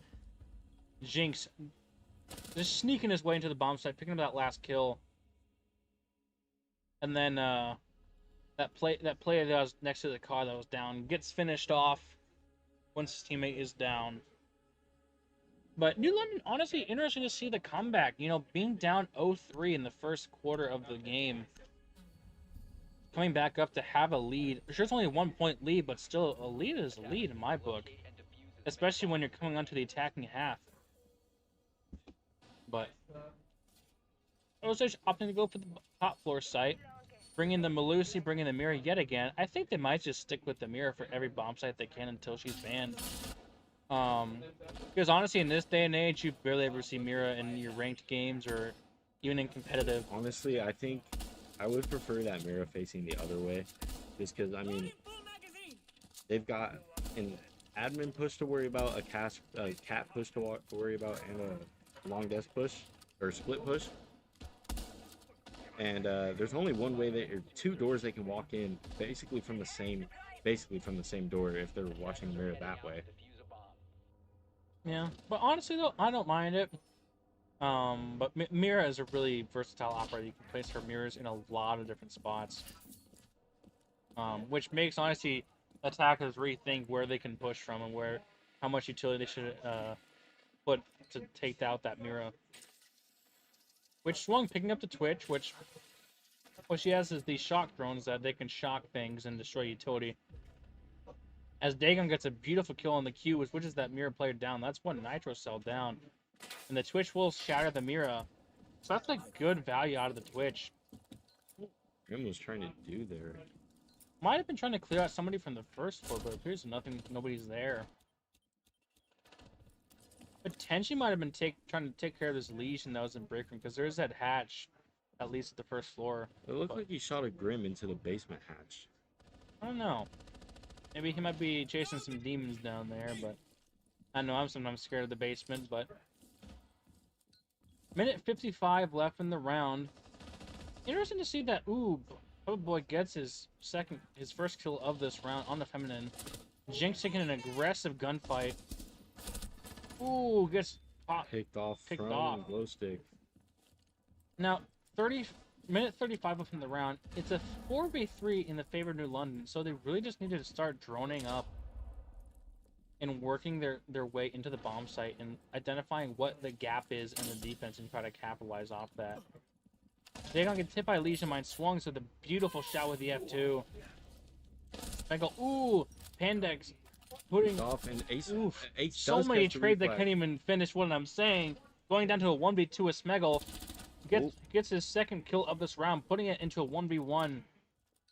Take on long desk with the diffuser in hand. Still has 3 ace charges and a drone. So he has a lot in his kit that he can use to win this round. I don't think it's a good idea for him to stay tucked in that corner there. Yeah, I mean, honestly, with the mirror pop, though, it might be detrimental, and it is. Dagon using that AK-12 gets the kill in the round. Man, there were so many kills happening back to back, I couldn't even keep my head straight. They landed up 5-3. But Osage honestly really needs to start kind of do what New London was doing. Bring more utility, make them fight for space, playing off of refrags, playing off of each other, playing cross angles. Like, that's what makes Consulate a really hard map for teams that are being isolated is that there's so many angles that you can be exposed from and so many doorways that attackers can use utility from that if you're not playing off of each other, you're probably going to lose gunfights and lose bodies and lose map space. Because when the round starts, the defenders have the entire map. They own the entire map, and they want to hold as much of that map as possible. But if they're playing solo and not playing off each other, they can easily lose it if the attackers are pushing 2 players to clear out 1 position and using their utility effectively to clear out those positions and get easy kills. So they really just have to utilize their utility and play off each other if they want to come back and tie this game up.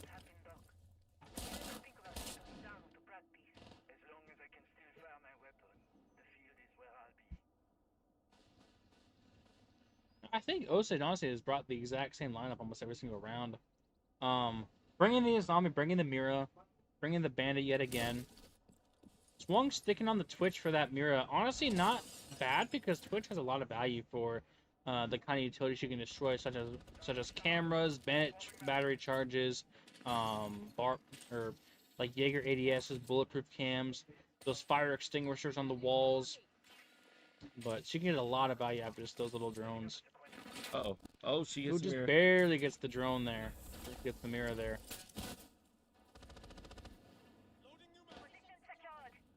Where's this push coming from? I'm not exactly sure. A lot of them are just on either outside or on the roof. With 2 minutes in the round, you really want to be in the building by that 2-minute mark. Joining yourselves in or joining your entries in and making Grim's in there. space. It looks like he might take a gap on Visa. Though I wouldn't call it much of a gap. We have one top Visa and on his Visa hatch that he has no clue about. Oh, he's rotating around. Looks like he's gonna go top Visa stairs now. Looks like the rest of his team is gonna go for like a bathroom and yellow push. I think Puppet Boy is mainly just going for like a backstab. Yeah, he's just using his utility to stall time. But Cubes will annihilate the striker of Esports 3. Swung gets swung on by Smeggle, putting it back to a 5v3 in favor of Osage. A 5v2 now. As Jason Dagon are kind of trying to play together. Ooh, potentially gonna go through the skylight. Lights him up a little bit, but no avail. With less than a minute left to go, this is gonna be a really dire situation for New London right now. Ooh. Hughes getting his 2nd kill. Taken in a 1v5. Ace is alone in the same position where his teammate just died. 40 seconds left. They know where he is. And he really just has to get once. Ooh. He has one prone on that. There are 3 people next to him. Dagan gets 1. He has to find 4 more. He is able to kill this guy at prone before he worries about that bathroom player. Oh, guy prone. Yeah, this is a really disciplined take.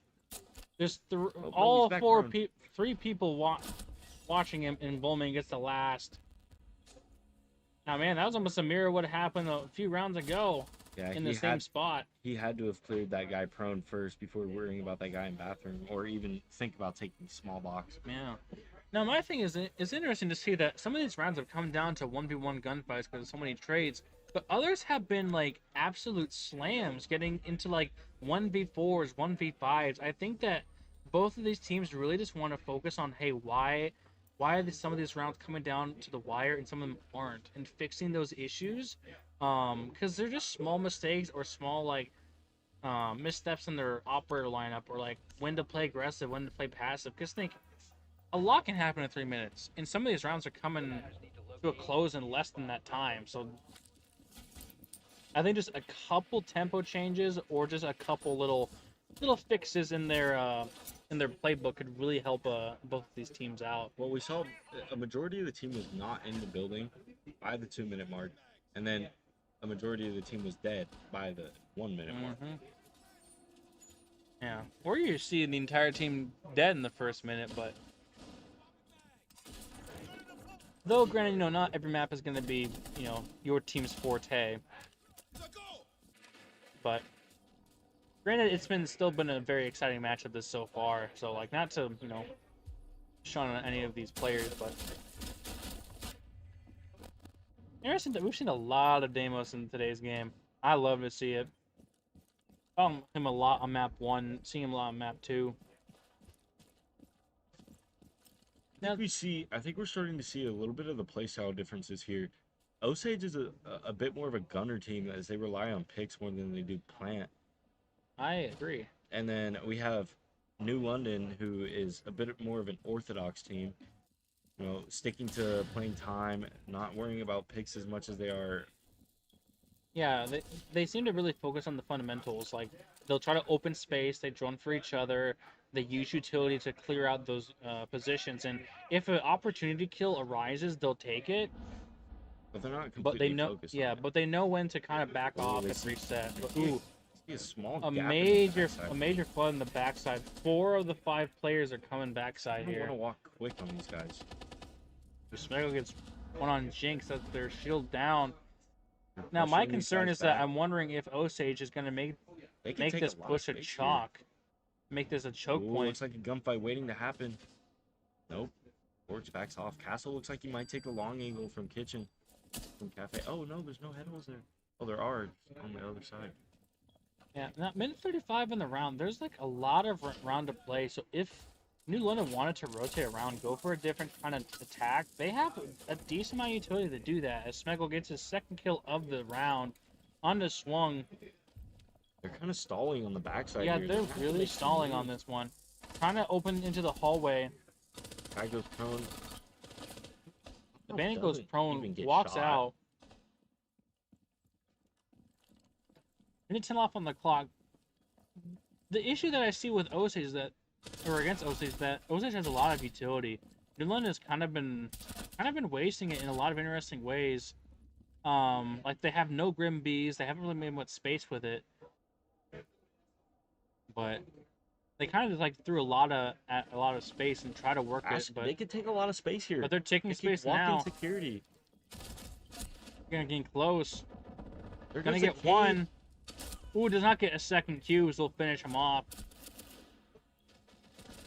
Now, the interesting thing is that New London kind of was going for a linear take on that backside, and that's kind of the issue with going a full man take on that backside, is that you have 2 hallways. Sure, you have that wall in the little storage room, but like they're very linear spaces, and if you have multiple defenders watching those hallways and watching those cross angles, it's a really tough gauntlet to go through to possibly eke out a round win. Yeah, Because you had that striker that was opening the main wall and unfortunately was not successful, but you're gonna have to have some sort of pressure elsewhere, like on the hatch Yeah. or coming down spiral, or maybe even the main breach.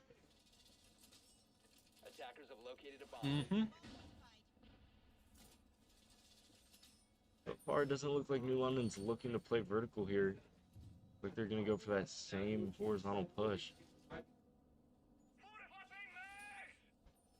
Yeah, no, it'll be interesting to see how New London takes this bomb site, because they're Looks like bringing in Maru. they're extending into lobby. Or Yeah, lounge. a little bit, but they might just be, you know, placing a bit of utility down there just to slow them down a little They bit. could reinforce those walls. I don't know. They could just be trying not to get a long angle from Visa straight into their site. Yeah, I mean, honestly, I like these unorthodox bomb sites because it makes it there's a lot of different ways you can play these bomb sites that have a lot of potential to play. Compared to like, you know, your basement sites, your top 4 sites that are pretty much going to be played the exact same way every single time. So it's interesting to see what they can do. Ooh, Jinx get a very early kill on the run out player, who unfortunately could not find a single player. Interesting to see swung on the Amara. I'm guessing they're just using it to take space fast, but It looks like we do have the buck going above. Not really taking any space though. Maru goes in. ooh, my question is, do they notice that Smeggle is on the 2nd floor on the Malusi? They Walks got in on the break dope room. piece outside Towards admin. Visa but- hatch.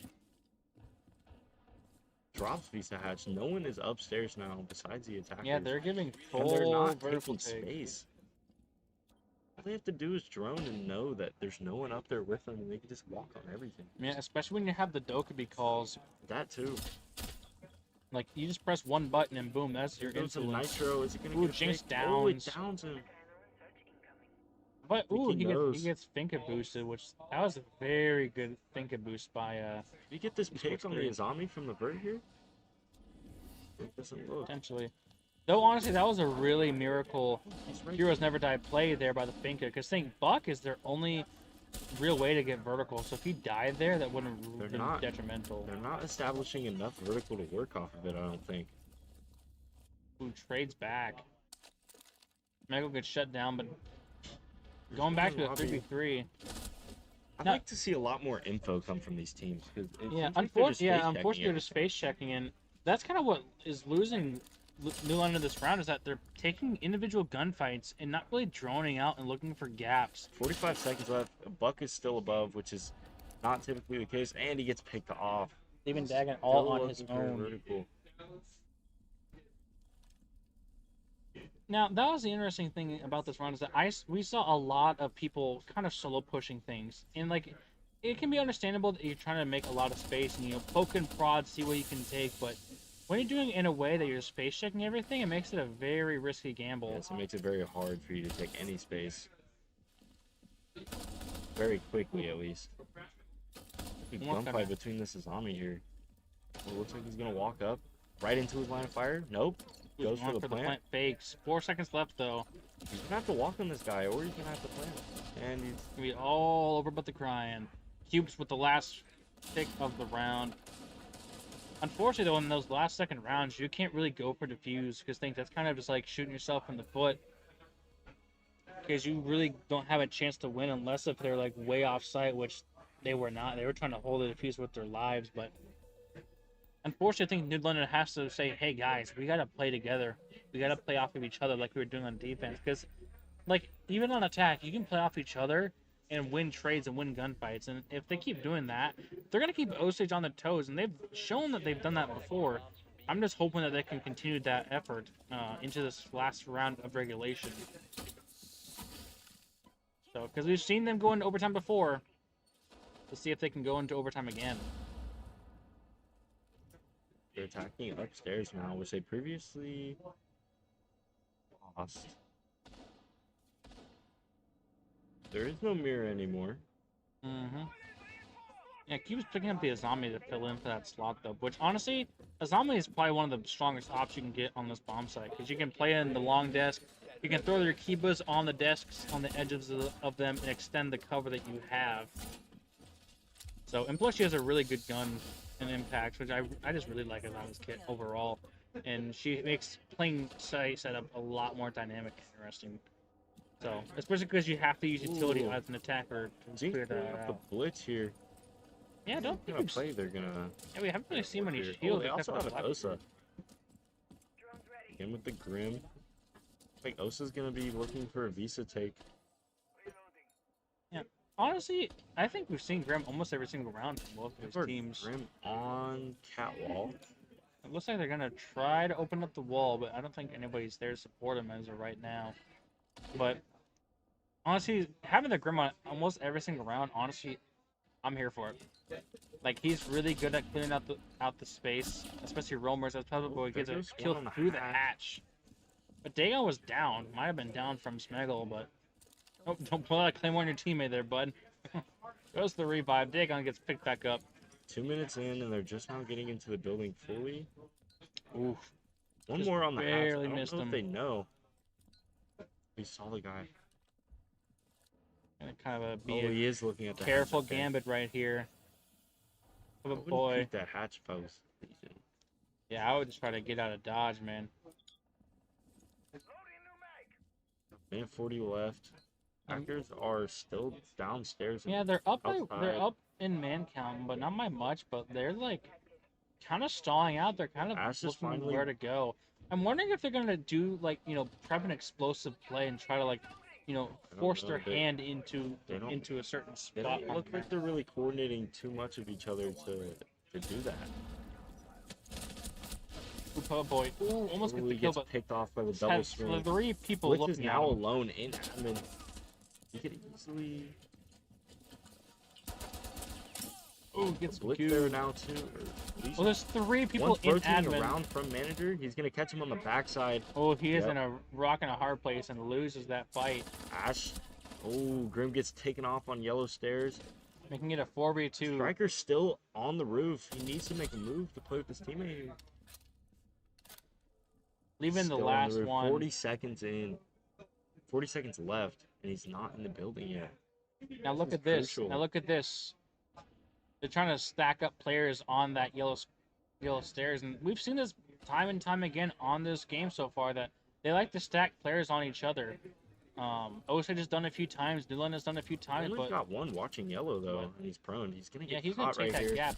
Oh no! Maybe Gets the not. pick. Nobody's around to get for the refrag, Oh, but they're here trying to comes start one. to Oh, we circle have around two him like watching prey. We have 2 on a contact swing here. And Coming, he we'll gets pick up the it. last kill of the series, putting Osage up 2-0 and winning the set. Completing this series. Now, honestly, this was a really good series to watch for a first round. You know, first map of the day, kind of getting a bit, you know, a belated start, but really good game from both of these teams. I think it was just really coming down to the small little mistakes on both sides, but honestly, a very fair game. GG's to all. So, which we're gonna throw you right into a break after this. So stick around.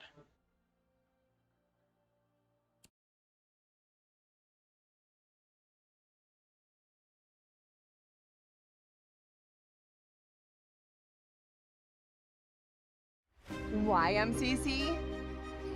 Competitive athletics. Affordable tuition. On-campus living. Online courses plus 2 campus locations. Unique programs.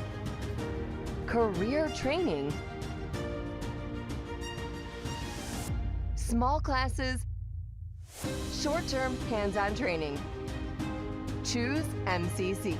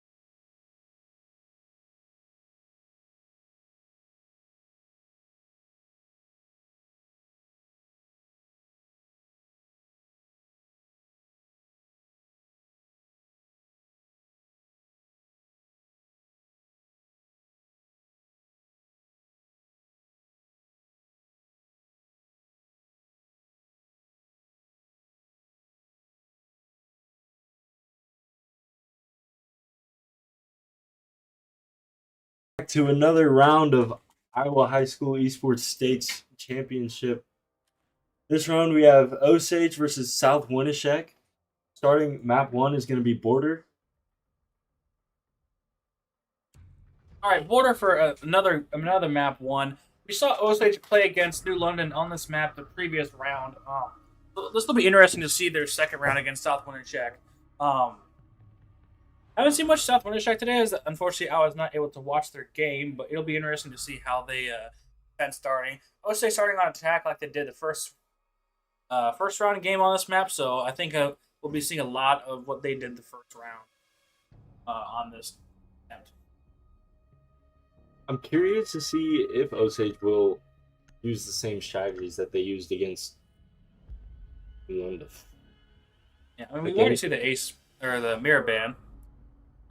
So I'm guessing probably like the mirror Cade ban like we've seen before.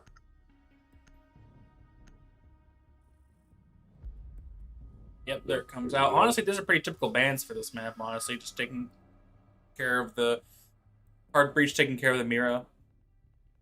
Then just stack a Cade on top of that. Honestly, interesting to see the Tachanka on South Winneshek's side. And a smoke. I honestly like that combo because you have a lot of time denial with both the Tachanka flames and the smoke canisters. They have a mute. Oh, they swapped to mute. Oh, I mean that's fine. Mute works pretty well. With those mute chambers to deny drone intel and deny a lot of the electronic gadgets. Bringing the Cade, pretty standard stuff. I do like the castle because it provides South Winneshek with a lot more opportunities to block off certain doors so you can play in power position more comfortably, as well as it denies easily opening up a lot of doors and windows on site if they have like an Amaru or like a shield. They actually have to use utility to open up that door. Curious to see where this Valk is going. Because I'm a Valk player and watch other people. Yeah, that's what's nice about Valk is that there's so many spots you can do on pretty much every single map. Every inch of ground is. Yep.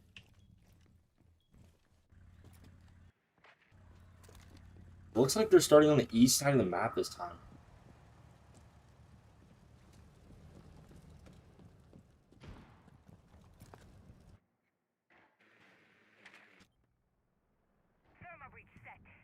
Interesting to see what Osage's attack is doing because they're kind of doing a typical take. They're going for, I think They're going for east side. They might be going east wall. We have 2 people in office right now, as well as the Tachanka playing in archives, looking to deny this play onto the archives door. Yeah, I'm looking at their positions, and there is no player in break room or in CCTV. So honestly, Osage have a lot of map control. Yeah, they could definitely capitalize off having this. that Nomad already top east, setting her flanks, really good taking space. With 2 minutes left in the round, they've actually made a decent amount of space in such little time. As well, they have break room and CC control, looking to open up this wall here potentially. It looks like Pandas gets the first kill on the Master Wu. Interesting to see that South Winneshek's kind of going for like a turtle strat on this map, which honestly for Border kind of might not work in your favor because this map is really small and you really want to hold on to as much map control. But honestly, with how much time utility and waste denial they have on the Tachanka, as well as the C4 from the Valkyrie, honestly, it's not honestly too bad of a strategy. Nomad's going for a air jab. Tachanka ran into it. Oh, gets the beautiful wall bang. Wall. Ooh, gets swung 90. Gets like that the refrag. Feminine gets his second. Now to a 2v2, and with a minute 5 left on the clock, this is looking very tight for both teams here. Osage has to just use their utility, use their drone out. Garmin gets downed, gets killed by cubes. All left down to Kai on the site. He does have a nitro cell in pocket, so he could potentially yeet C4 over the desk and potentially kill the planter, as Cubes does still have the diffuser. On top metal. Cubes going for the plant on default. Dashes for the plant as his team is going to cover. Ooh, with a few shots, but think his teammate can just hold the fort down in small office. Rotates back out. They're going to stick the plant, and they do get it. Kai is walking up onto the breach, onto the doorway. Ooh, throwing a C4. Did not connect. Ooh, just barely misses Kai. Kai down, and no, Feminine will clean up the kill. Valkyrie was almost able to for this Nomad here, which swung that. And that actually came down to a really, really close 1v2 there. Guy almost getting both kills, but unfortunately just kind of just wrong place at the wrong time. Only gets the down and kind of gets baited out to try to secure that kill. Then does not see the Nomad behind her. Still a very good attempt by Kai. Osage goes up by 1. Looks like South Winishek will go back again to Armory Archives, and they're running the same setup except for Master Wu, who's running the Fenrir, which honestly, I actually like that because you can place a lot of your traps spread across the map, and you get a lot of intel of where the push is coming from, as well as luring attackers into a potential trap, especially when you have a lot of castles that block off the amount of ways that attackers can go through. Like he's just covering entrances as well as stairs.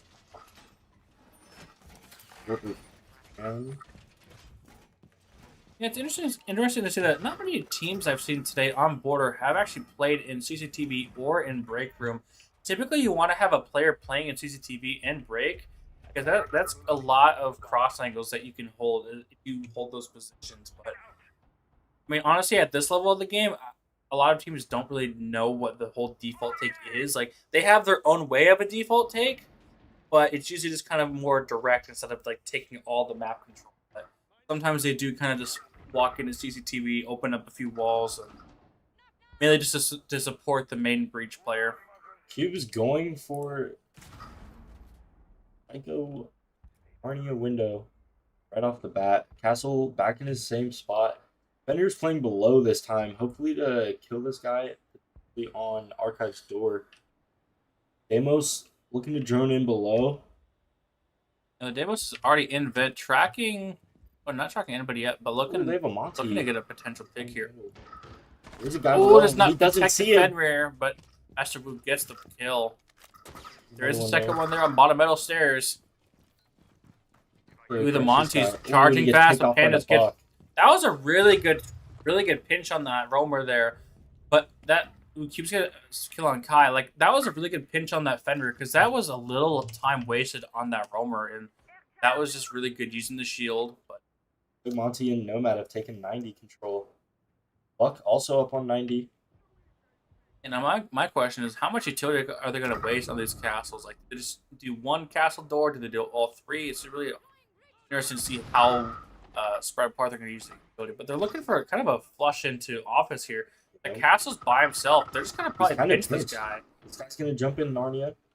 Probably going to swing this guy at the same time. Kind of bunching up on ease now. Ooh, Oh, the castle drops the escapes. bathroom hatch. I don't think anyone caught that either.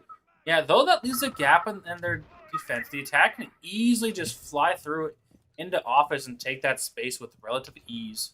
No, I think Castle should go for a backstab here, but Yeah, working up metal. Zane gets a kill on cubes. That's their heart breacher down. But without any heart breach, it's going to be really hard for them to walk into sight. I mean, they still have the buck on the board. They still have a couple of breaching charges. Ooh, beautiful shots from Feminine onto the flank on the castle. Chonka using his fires from a distance. That's what's nice about the Chonka, is that he can bounce off his flames off of surfaces, so he can actually play really safe to open to deny time, deny plant. Diffuser's going down. Chonka goes 3 versus down. 1. Lloyd, the last one alive. C4 out. Does not connect. Pistol out. As a sidearm out, but Feminine will yet again close out the round.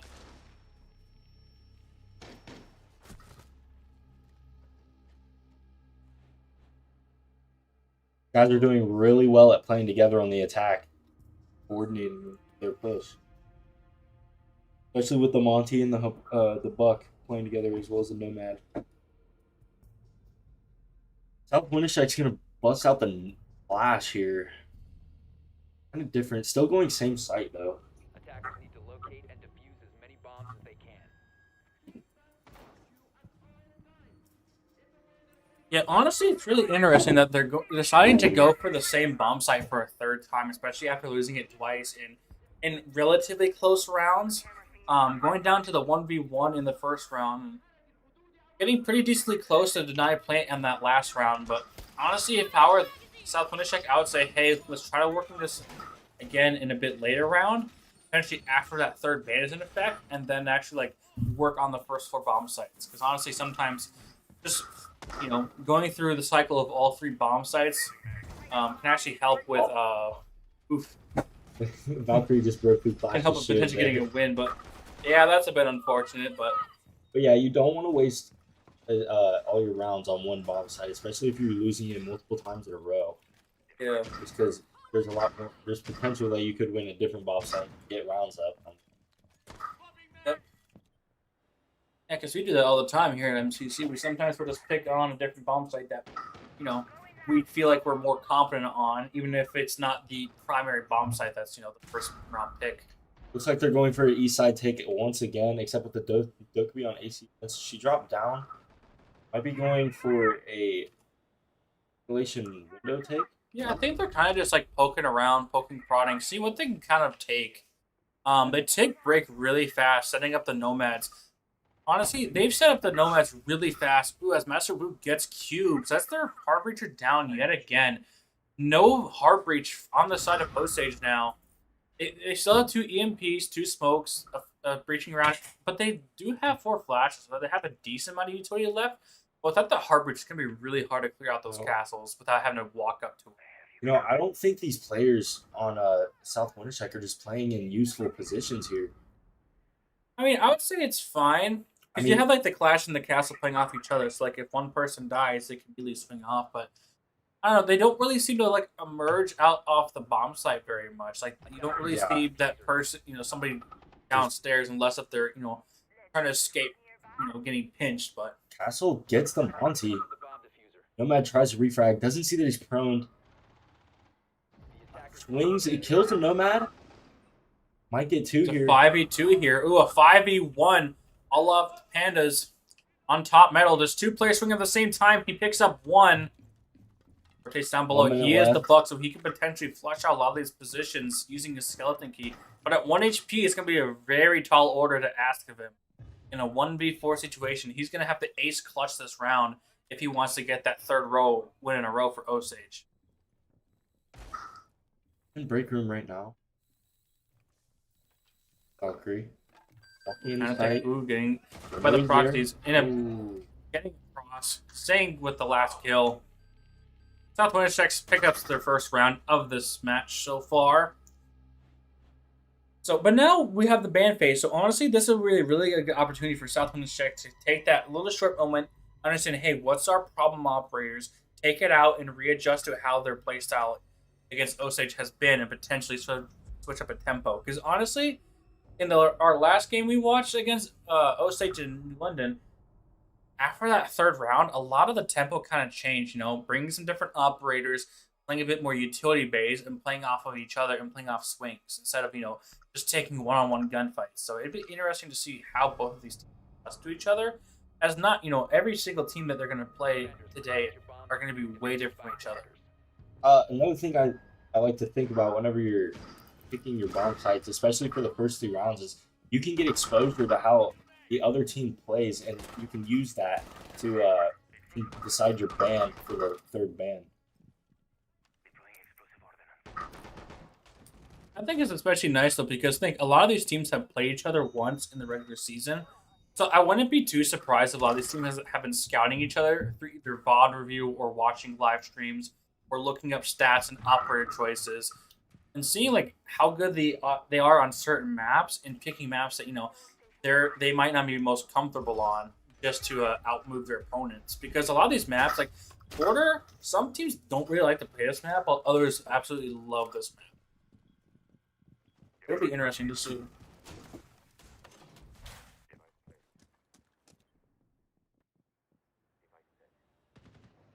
Looks like we have an extension into server from bathroom. This is kind of default. We do have some... No, we don't. We don't have any roam presence upstairs. Which is crucial for the enemy. Oh, we do have Solus upstairs. He's being tracked by Deimos. Deimos takes Armory. Walking in the small box. Small office. Ooh, Q's gets a pick on that Solus.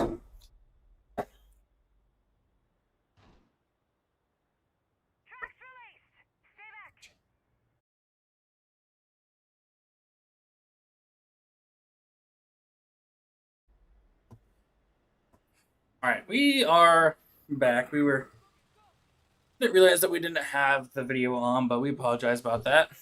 Been kind of a hectic day on on the tech side of things. But anyways, we are back. 4v4 left in the round. But taking the vertical, Pandas get a beautiful shot with that 44 Vendetta pistol of Deimos. Honestly, one of my favorite pistols in the entire game, if not one of my favorite guns in the game. Donna looks to get Hatch here. Looks like she's going to be playing. A minute 30 on the clock. They're taking a lot of time to actually drone out the site, drone out these defenders, looking at what positions they can take. I actually think this is great timing. But that's a really good Goyle placement, because think, when that Habana drops, somebody could easily potentially hit that. There goes the castle. He was going to second kill off the round. Drop. Now, Lloyd and Zane are going to have to get picks here. Diffuser goes down with the gridlock. Lloyd gets his pick on Feminine, which honestly, that's really good though, but Pandas gets another kill with that revolver. 3 versus 1. They have Diffuser back in hand. Like they're planting in tellers. Waiting for the Deimos. Ooh, the Misses Deimos. the Deimos shot. Deimos picks off last. Bringing Osage in the lead of 3-1. Now, honestly, South Wintershek, they honestly just need 2 rounds, and they're still back in this. Like, honestly, they have been showing that they have a lot of good promise, but they just really need to, like, focus on playing on each other and playing for refrags. Because, honestly, if they play for refrags, I think there's going to be a lot tighter rounds. Like, these rounds have been close, but it's just the small mistakes that they're making that are costing them a couple rounds. But, honestly, Border is still kind of a toss-up depending on what kind of teams you're playing with against. This team is also playing very passively, I've noticed on the defense, which we talked about earlier, how important it is to play aggressive on this map because of how small it is. Yeah, South Wintershek kind of just lets them, you know, let the attackers come to them, which, I mean, on most maps, it'd be fine.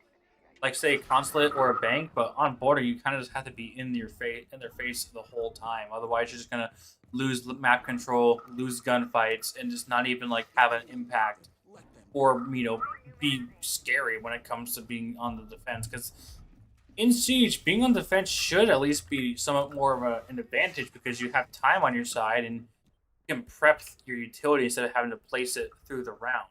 And we have no roam presence here. Not yet, at least. Hapkin's still setting up his traps. Seconds into the round.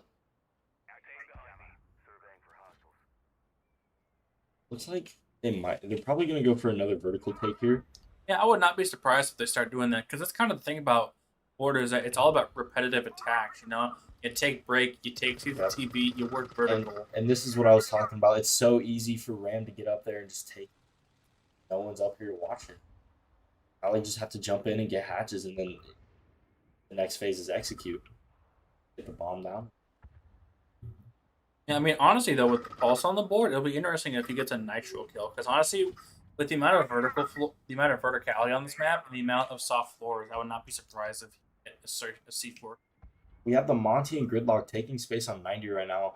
Deimos already in, watching server hatch. Habana's about to jump in through that armory window. We have full top floor control with no one re-aggressing it. They only have to open up one more line of sight on that hallway. They have.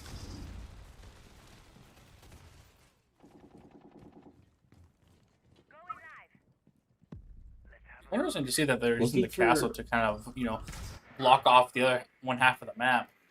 I mean, it's not too uncommon on this map. For a pick here. Well, a lot of them are playing in workshop or outside customs, which is kind of, I mean, they don't really have much options. Yeah, I mean, I think they're just trying to stay out of the way of the vertical presence because Osage just made a lot of vertical on the map, and I think South Wintershek's kind of being intimidated by that. But honestly, when you give up vertical or just don't even have presence at all, that's kind of what happens. You just punish for not having presence up Gets the top. picks on cubes. There goes Habana. No, honestly, these aren't bad angles to hold. There's only one weakness, and that's a bathroom hatch. They can just drop in and take site for free with no one over there. Eye goes down. Boyd downs the Deimos, gets the finish. Hapkin is also down right now. It's effectively a 2v3 unless they can get the pickup. Lloyd missing Castle some looking to shots. That swing here. Gets a kill on the ram. Michael picks up. It's the ooh, Master Wu does get picked up, so it's now a 3v2, but still immediately gets dropped. 2-2. Gonna have to deal with this gridlock fast so they can focus on the Monty so they can use. With the 2 UMPs on the side of South Winnipeg. Some low fire rate guns, but honestly, if Monty. one headshot gets the job done, it doesn't matter what gun you have. Lloyd gets one. It's one. now down to a shield. He can just play time, play aggressive. He can just keep wasting his time, keep knifing him away. Faking the shield plan, does not get it. Not enough time, 3 seconds left. It's all over but the crime for this round.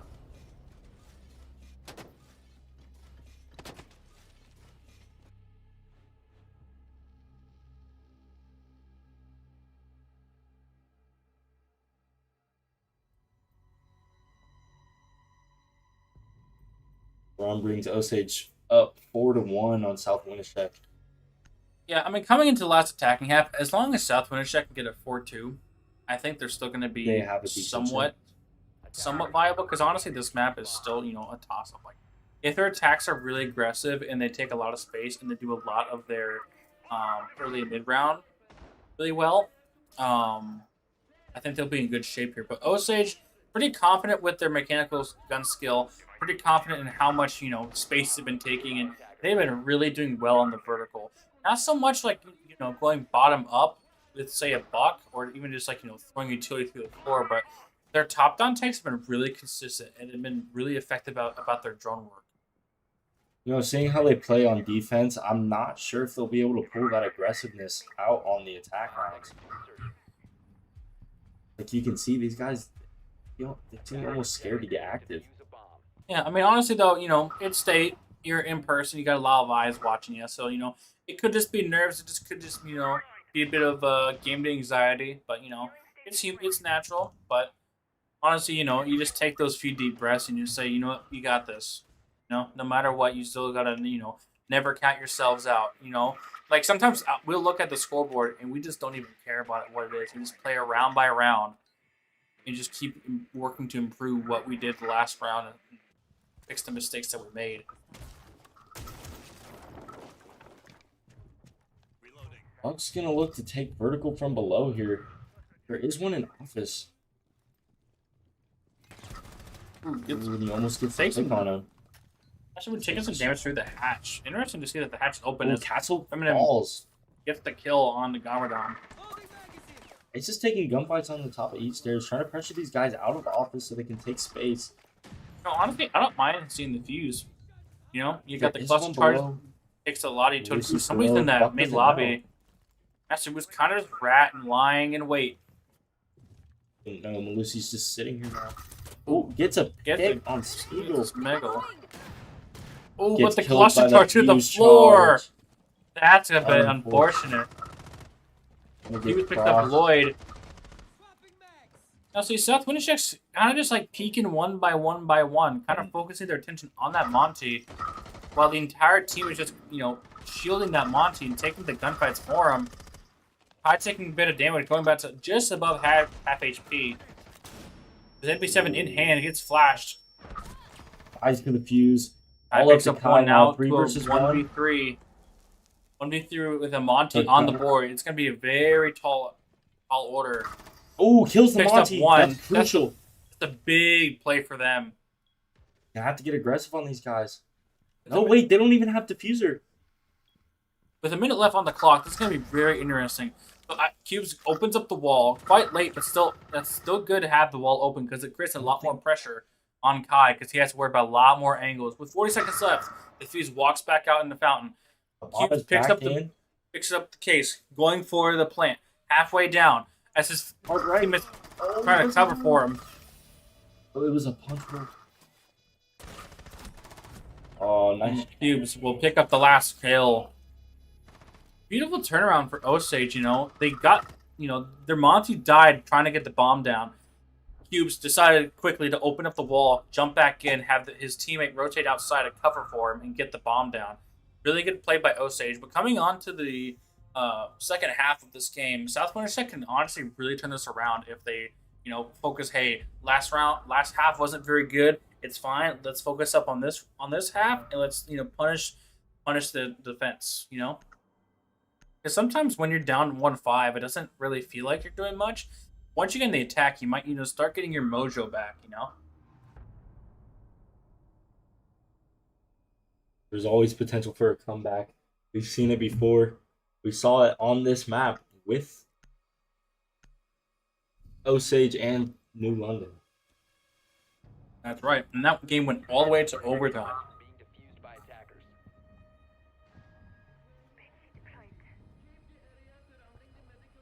Hey, look, these guys are already looking to extend and have more map control. Setting up CC for angles across, so it's harder for them to get the main breach if they work for it. Which, honestly, it kind of looks like a simple main breach push. Yeah, with I'm the, guessing. I'm Captown guessing that the zombies probably going to play either top east stairs or might be playing TV, which honestly ain't bad. But honestly, the best way to play this is you have a CC player and also have somebody in the break room. But I mean, top east is good because it denies a lot of power positions, and you can easily fall back downstairs if you're getting pushed off. We know where Azami's going to play. We saw this in the match against Saka.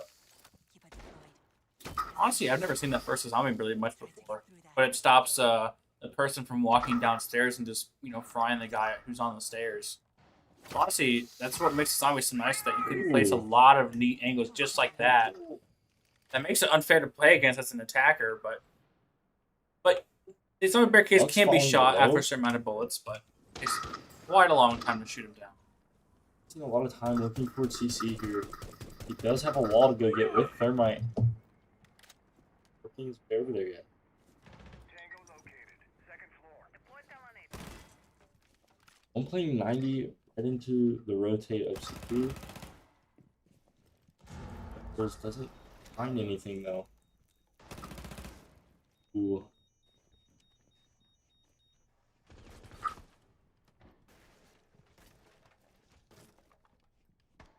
It looks like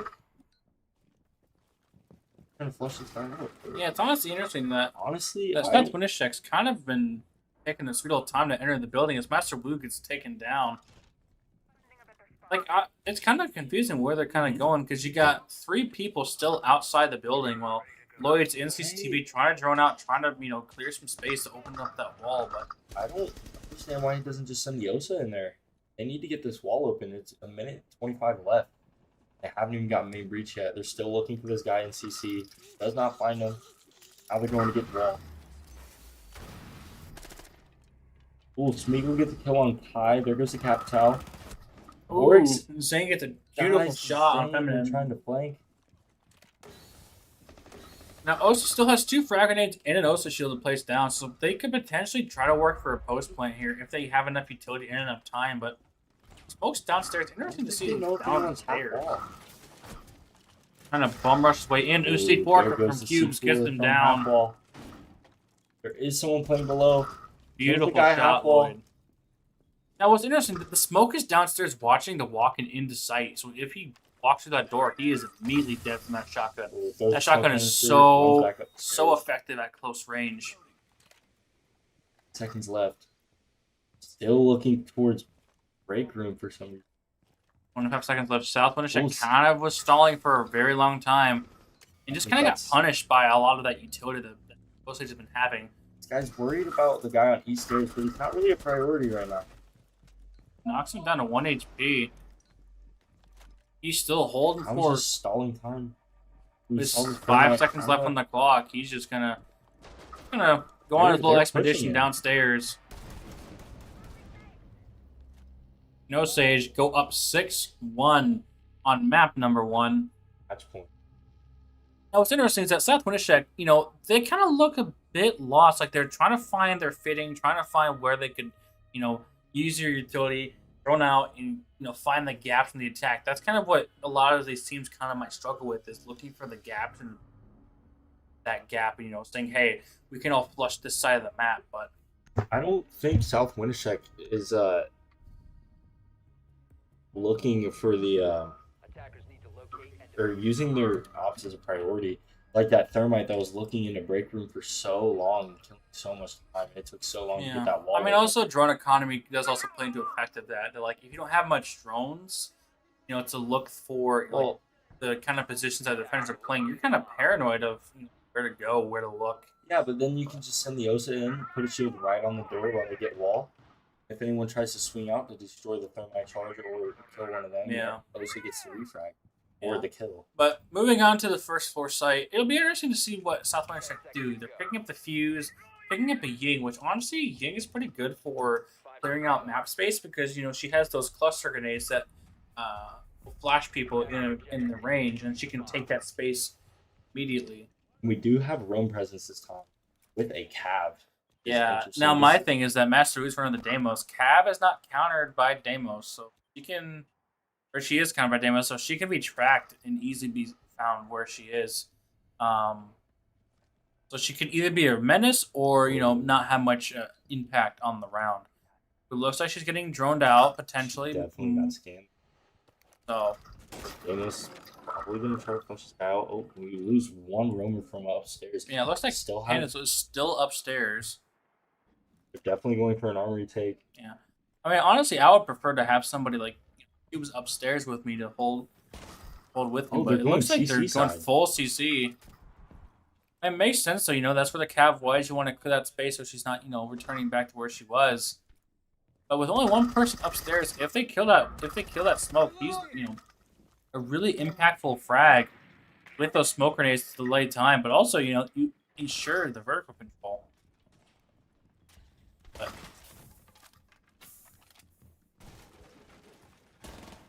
yeah, I think it would be good to play close here with the shotgun. On the door. Oh, he's targeted. He gives it up. Gets targeted, he just leaves. Cannot be afraid of those gunfights. Is that Cav under the desk?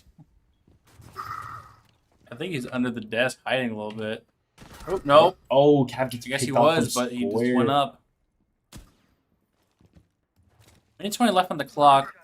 Southwest Strike's I don't see them doing much. I mean, they're using the fuse charges through the floor, but there's not much utility they can really destroy besides, those Goyo canisters, potentially the Echo drones, but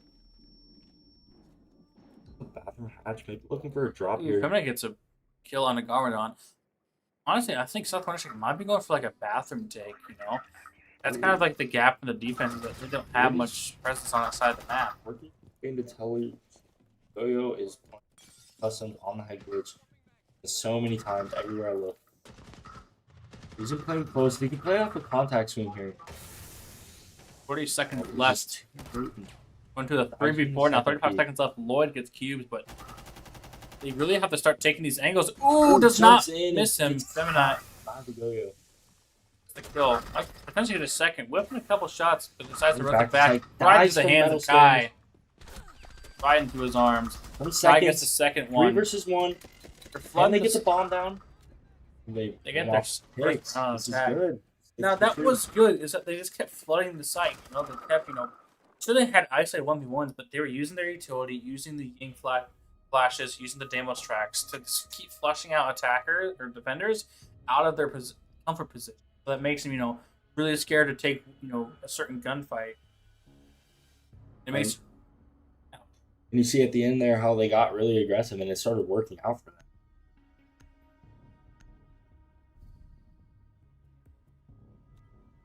Attackers need to locate and defuse bombs. Up the site this time, going bathroom and tellers. Smoke headed back upstairs. Azami also upstairs. Probably going to be looking to play with east stairs. It is a good position to control this 90 hall and this catwalk right here. You can also walk down the stairs and control all the way into the lobby over here from the bottom of the stairs, as well as the square area. She's setting up her position in. Yeah, I think we've seen this. We've seen this magic trick before. Saw it with the round or with New London. Yeah, I mean, honestly, it's interesting though, because that parkour spot was kind of they made changes to that. It was either harder or easier to get it, but I guess Microsoft caved in and say, hey, you can just get up on that desk now. It's kind of interesting though, because you are exposed to quite a few angles, but it's still the kind of an unexpected angle that you're probably not expecting somebody to. going to be doing an armory push once again. Do have the smoke playing in there this time. For Deimos, which actually worked really well for them clearing out Vert. I don't think they recognize that. Ram is still on the board. I'm wondering what their plan is as to why they didn't get Vert. Yeah. Maybe because I mean, honestly, though, they have enough breaching charges to last them a while. With the Fuse, with the Ash, with the Nomad. Honestly, I wouldn't be too concerned about it. Master Wu gets the opening kill. Gets a second. Taking a beautiful gap on the first floor. I'm not even sure where he came from. He might just, slid his way into the building. Maverick and her can work. Take space into workshop here. Yeah, because there's only 2 on site. It's kind of a 5v2 almost. If they can isolate that roamer. There's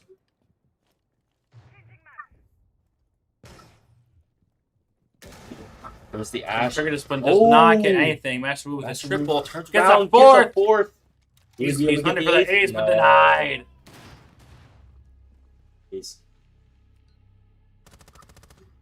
Now, that was a really good collapse, though. They took a gap. They had the Ash lurking, probably around from customs, if I had to guess. But, he just kind of lurking and getting some entry kills. But, didn't really exactly overheat. Let his team come to him and, dominate that room. And then the defense kind of, panics and has to try to rotate back to site and gets caught with their guns down. It's a really easy take for the attack. Sage still on match point. South Winn like closing the gap.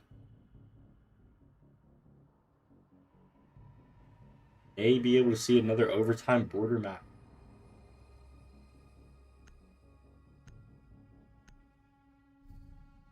And check strategy a little bit, bringing Capital and Finka this time. That is one thing this team has done pretty well so far, is change their attack almost every round. Yeah, that's a good thing though.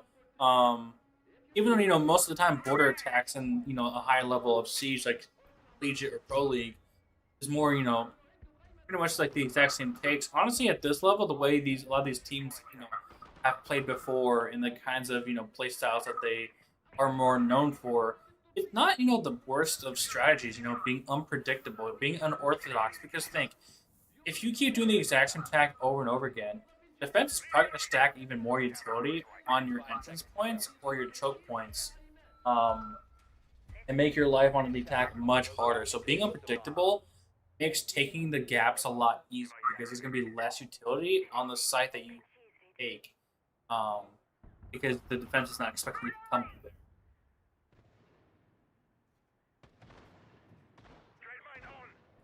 They didn't reinforce the triple wall. If they're going for a CC side, maybe going for main wall here, but they don't have a big hard breach. They only have Maverick. And looking to open up CC. Look at that. South Winn checks drones. Unfortunately, they only have 2 drones left. I'm not sure how that happened. But I think that's one of their downsides. The South Winn checks drone economy has not been the greatest so far in this series. Like, good long angle. Just came on that from here. Nice little tight angle on that desk. Apparently, Ash opened up the wall into 90. They might potentially try to take that office in Fountainside if they don't get main wall, because honestly, that's not a bad decision to try to rotate around there. But I would keep going. I try to find them feet to the Maverick holes, but no avail.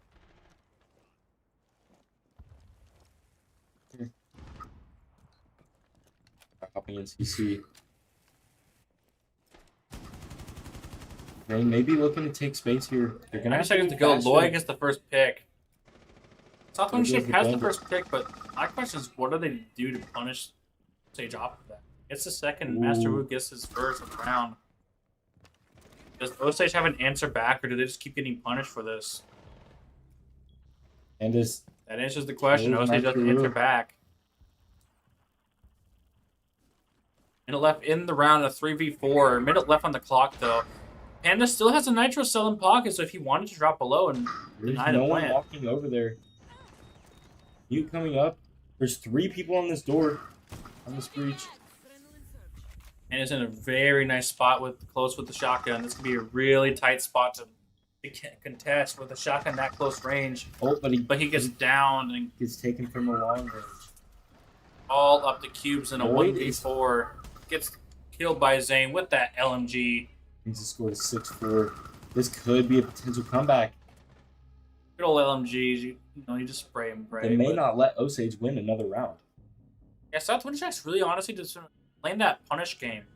Like their early round is pretty neutral. It's been a 5v5 for most of the time until like the halfway through the round, and then they start getting the picks, or Osage will get one pick and then it's kind of just snowball. So it's almost kind of like the Smash theory of neutral versus punishing game, but when one of the teams is down, they gotta answer back. Which honestly, if anything, has been showing this so far. South Winchell has been answering back more than Osage has on this half. This time they're bringing the Malusi. Azami's gonna probably go sit back on east stairs. They do bring the Tubero this time for the wall. Doesn't matter, they have a Maverick.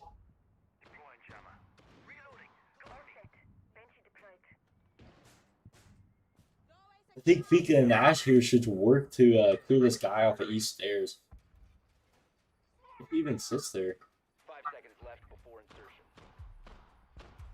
Looks like Master Wu's going to opt off of the Ash and pick up a striker. Potentially might be adding the... Yeah, looks like he's bringing frag grenades and heart-breaching charges. Honestly, that's actually a good pick. Striker's honestly one of my preferred ops when it comes to, being kind of a heart breacher, but also just, being a well-rounded, trying to get some utility, trying to clear out a lot of defender traps and utilities, such as the beat jammers, such as the Malusi gadgets. He's very versatile. These stairs is basically free as long as they can drone out the bottom and make sure no one's there, and there isn't. They could take these stairs for practically nothing right here. Yeah, it's interesting that the Azami opted not to take, for the stairs position, because it honestly was working really well the first top of this bomb site. But Striker needs to coordinate with his team. One, how he's going to play off of these breaches. Zane's going to have to walk into 95 of pressure on those guys. Ooh, gets a free pick on beautiful Doc. shot with Zane gets a kill on the Azami. I think there might have been somebody down below. Maverick gets the wall. Beautiful, nice Maverick trick using his torch on the top and bottom of the wall. If you use the Maverick torch on the top and bottom of the wall fully, it makes it saucy. Your stop breacher for you. Those are the guys on group. The nade works against him, but gets down anyways. Kai gets the refrag. Beautiful teamwork there. Oh, For the refrag. Gets the... Ooh. So 1v4 now. Smeggle in a 1v4 with that DMR in hand. Gets one. 1v3. Master Wu's going to have to get aggressive here. We're not getting any They more. win the round. South Winchell just one round away from overtime yet again. This gap is getting... Those are getting desperate. They really want this. Like I said earlier, honestly, this map is really just kind of a toss-up. But South Winchell saying, "Hey, sure, our defense wasn't great, but they're coming back from a 1-5 half. It's very impressive for a map like this." Honestly, the amount of gunfights that have been happening has been tremendous. Entire series so far. Attackers need to locate and South Winchell might be the team with the mechanical edge here. Osage going back downstairs. They don't want to try to play upstairs anymore because they've lost that twice in a row. They are going to send players up here, though. Doc's going to get hatches. I don't know if he's going to play up here for sure or not. Bring the Echo to deny plant as well as the Goyo to deny entry.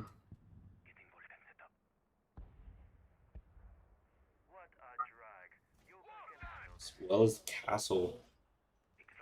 Honestly, it's interesting to see Osage's lineup here with the Goyo, the Castle, the Warden, and the Echo. They're kind of probably going for more of a utility heavy strat, as well as having a lot of intel denial, as well as the plant denial with the Echoes and the Goyos, and the Warden to counter any rush strats like Blitz Shields or Ying Candelas or Smoke Grenades. His Warden has these fancy glasses that he can enable that allow him to be immune to flashbangs and see through smokes when standing still. There is a huge gap upstairs here. I wonder if South Winnipeg is going to recognize this and be able to capitalize off of this mistake very fast. It could be the difference of this round. It'll be very interesting if they do retake that back, but because we've seen this before they are taking CC right now. Yeah, because we've seen before that if a team doesn't have any vertical presence, they end up losing the round due to that fact. It's a big nuisance for them at the very least. And Lloyd picks one off right away.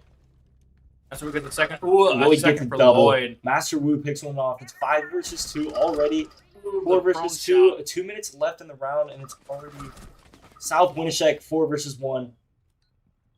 Osage falling apart at the seams in a 1v4 Guy's gonna yet have to get again. the bomb down here. He knows where last is now. Echo runs away from the grenade, repositions himself back in the spot, picks up Nice one, does not grade. get the second. Gets the refrag. And we're going to overtime here on map number 1. Now remember, this is the second time that Osage has gone into overtime, but they have won the first game in overtime last round. So it's curious to know if they're going to continue the streak of just winning in overtime, because overtime is really when it counts most, because it's the first to get 2 rounds. South And Winnipeg they go up to 15 rounds. starting off on attack. Could be huge. This could be the edge of the game here. Interesting to see the clash, Tubrow, Goyo, and Castle. Honestly, I really like that idea of just, playing the punishing game, playing behind your utility a little bit, but also with the clash, you can kind of be in the attacker's faces, saying, hey, I'm going to be a distraction, I'm going to be a nuisance to you, you gotta either go through me or just ignore me. Because, Clash is a really punching operator when she's really aggressive. No, I think their mentals might be getting a little tilted here. Seeing as they played the Azami the first round, they went upstairs and won when the Azami was playing Easters. They haven't tried it since. They have not tried it since, which is interesting because, it's that old saying, if it ain't broke, don't fix it, especially, if it's wasting that much attacker time in utility.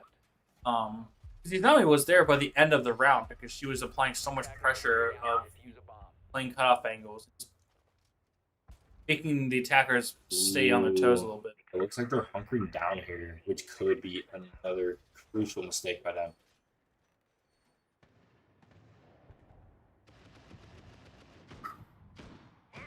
Picking up a little bit of office into East Stairs. Lloyd and Zane working for CC once again in this almost every round. Hopping in, they get all of this map control for free without a roam person.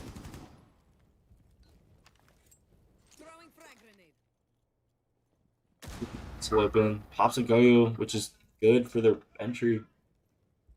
Yeah, Sees so the they have to Goyo. force them to slow down a little bit, even if it's at a distance. It makes them, they can't really push up even if they wanted to. That's what makes Goyo so good, is that you can place them on door frames, on barricades, on castle barricades, even at zombie barricades. So, if somebody tries to open something, that Goyo goes off, and it's 20 seconds per Goyo canister, so that's a lot of time wasted. Minute 45 left on the clock. Still a 5v5. It's still in that neutral zone of the game. Usually it's about the time that South Winnipeg or Osage get a pick here, or potentially 2. One goes down Minute almost 1 30, HP. they're gonna want to start pushing up here on offense if they can. Try to flush this castle out with 2 people at least.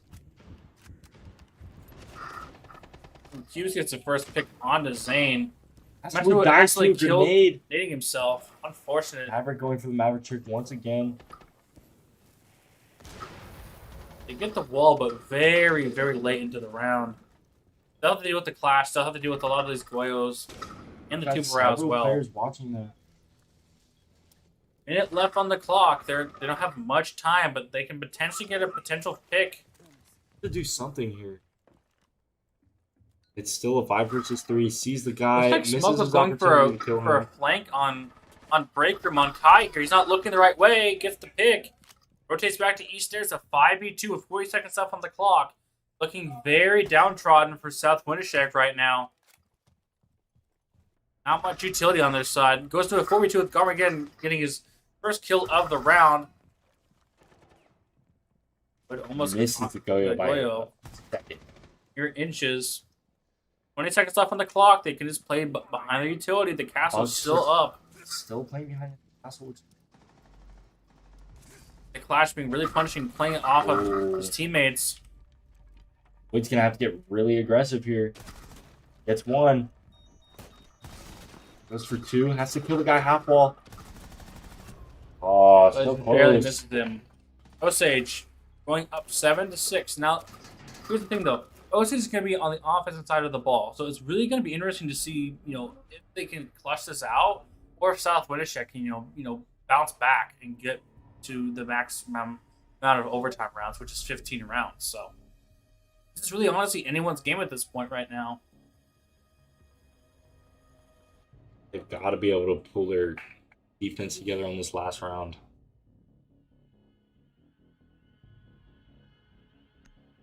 Honestly, interesting to see them go back to the Armory Lockers site, because That's honestly, the only site they won. yeah, it might have been, because honestly, yeah, most of the time in overtime, teams are going to pick the bomb site that, they have the highest win percentage on, or the one that feels most confident, so. Looks like they're going to be doing the same setup here with the castle and Keyboard Fenrir. Yeah, I'm pretty sure I've seen Castle in pretty much almost every single round on both sides this entire game. But that just goes to show how crucial Castle is on a map like this, because there's so many door frames, especially double doors, so you can, block a lot of the map off and kind of just section it in pieces. So it makes it easier to hold map control as well as ways attacking utility. Which for those that don't know, Castle pretty much has barricades that are bulletproof. So it takes either 8 punches to hit it, or like explosives, or really just explosives to deal with it. So very simple, yet very, very effective utility. They're bringing back the Monty. Might be going for East Side Plank. On the Archives door. Running that gorgeous waifu skin. Gotta love the Maybe anime skins. going for another office take, just like they've been trying to do.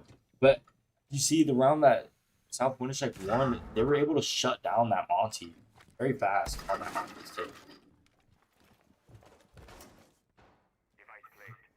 Got two Monty and Fuse up east stairs. Interesting to see the bandit tricking the triple wall. Most of the time, banding it they're off. tricking the armory wall. Fuse is on the board, about to bust it open. Runs down to 90. Monty's Monty. coming. Almost gets seafood. Not too much damage done though, but honestly, the chip damage that can be done to Monty. We do have Master Wu gets picked off by a fuse charge. You have Deimos walk up. That'll break the castle barrier. Habana gets a pick onto the castle. They're walking in. Gonna look to punish this guy. And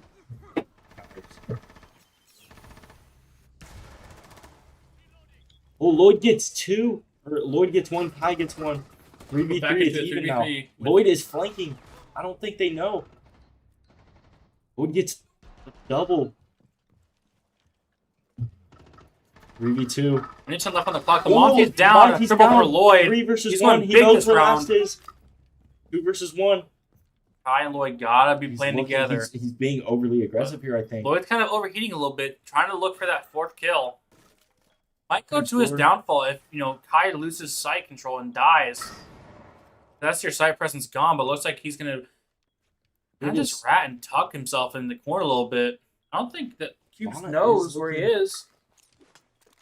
Just for the flash. Doesn't know where he is. Barely Ooh, sees him. sees him. Barely hits He gets the the shot. kill. It's a 1v1. 35 seconds left. Cubes all on his shoulders. Lloyd and Cubes. And he gets And the Lloyd will pick. go. Double overtime. What a comeback that round by Okay. South Winnipeg. And we could hear the team cheering on themselves. They are hyped up down below from where we are. We could hear them. South Winnipeg back onto their good side of things, which is attack. This is for all the marbles. Now, the thing is that now that defense won last time in overtime, Osage cannot go upstairs now, so they're going to have to go for the first floor bomb set no matter what it is. Looks like they're going to go customs, which honestly, is a really niche It's a play. really niche pick, but honestly, a lot of teams probably aren't going to know how to attack it. So if they have a decent setup for this site, honestly, it could work in their favor. Yeah, they're bringing back the Clash. I mean, honestly, vertical control is all South Winneshiek needs here. This site is one of the most vertical maps or vertical sites on this map. As you can see, all this floor is breakable, and you can see through all of it. There's 2 hatches they're able to get. They can even work a hatch drop into servers and go from servers through this hallway. Get angle here. 10 seconds left before insertion. And it'll be interesting to see if Osage plays vertical at all on this bomb site. Looks like they have at least They one have a player. dock upstairs right now. Don't know how long he's gonna be there though. The bomb. Like he might sit tucked break room.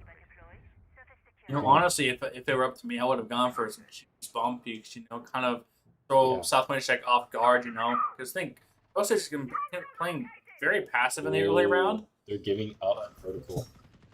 They have no vertical presence whatsoever. You have Bandit sitting in bathroom. No moves being made so far.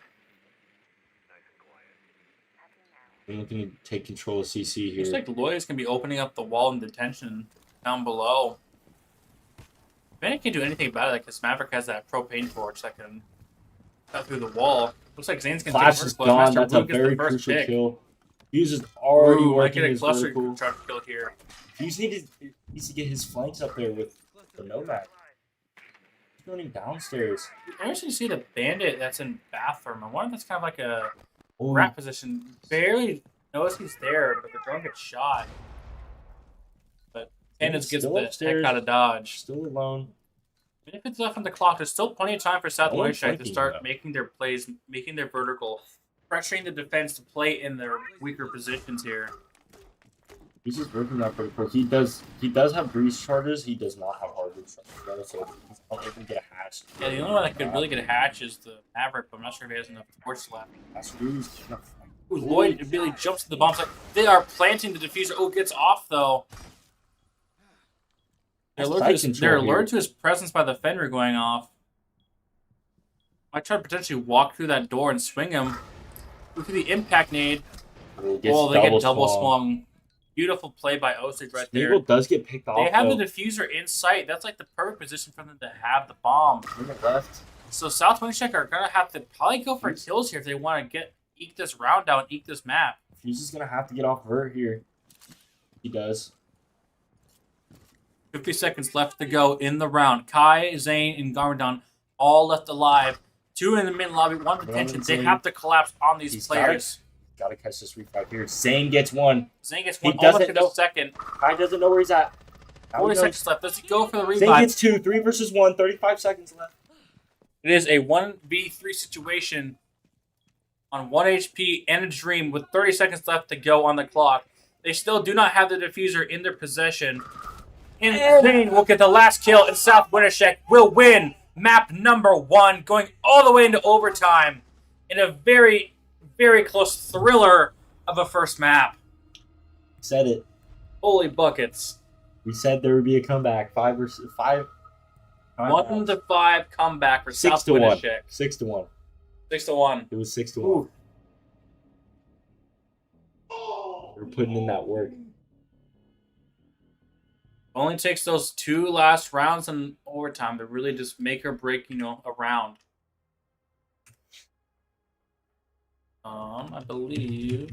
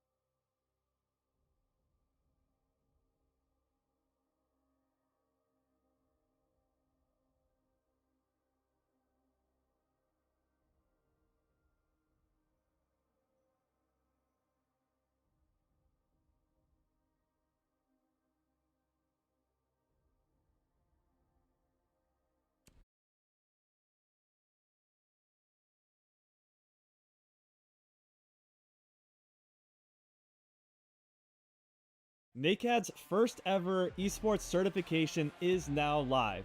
The beta for the Level 1 esports coaching certification will run from November 4th through the 30th. It's free to all NACAD members, and if you're not a NACAD member, don't worry, we're doing a very limited time offer of 50% off a basic NACAD membership so that you too can participate in this beta. So, why take the certification? Because we need to create standards in esports coaching, and this is the first step to do so. We have spent literally hundreds of hours developing this certification, and while we're confident in the content, we need coaches and directors like you to take it, give us feedback, and ultimately work together with us to implement these standards moving forward. So, I hope you find 6 hours this month to take the certification, regardless of your background, to learn, give us feedback, and ultimately be a part of a movement for better coaching in esports. So yeah, sign up now.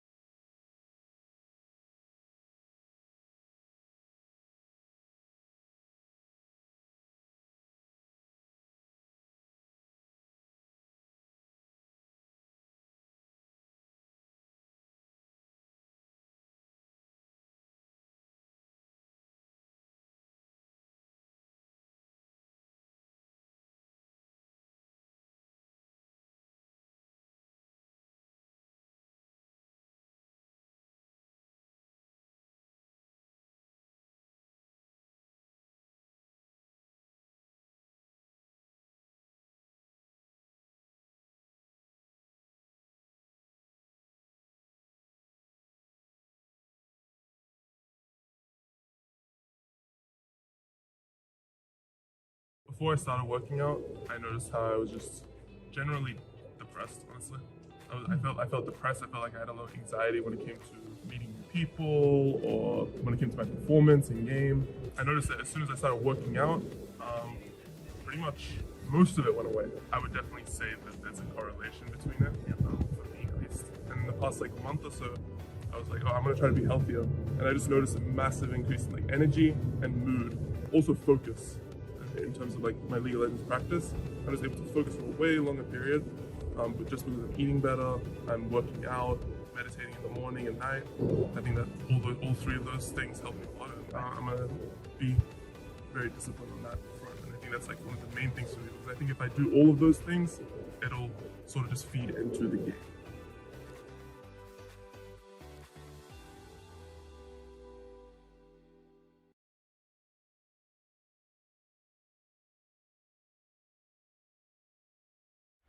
Why MCC?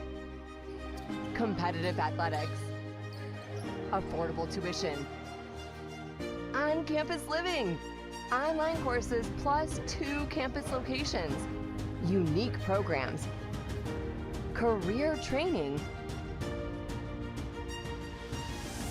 small classes, short-term hands-on training. Choose MCC.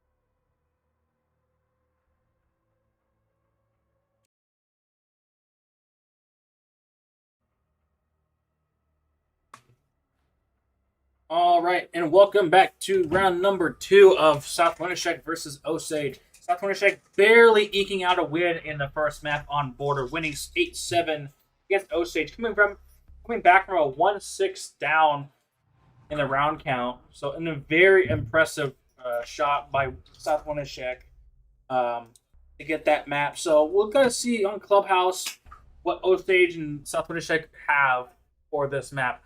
I mean, honestly, Clubhouse, it's pretty much everybody's favorite map in the game. Pretty much everybody knows it. Everybody who doesn't know it probably should start to learn it because it's probably one of the first maps you guys have played in the game. So it's been a staple ever since the very beginning of the game. I'm expecting it to be a very close game because since pretty much every team here has played Clubhouse today, I'm expecting a lot of close games because I was looking at some of the other matches in the other pods, and they were playing Clubhouse Map 1, except for this pod where we started on Border. So it's going to be very interesting to see these two teams. Ooh, They're already calling a timeout. Potentially could be a technical issue.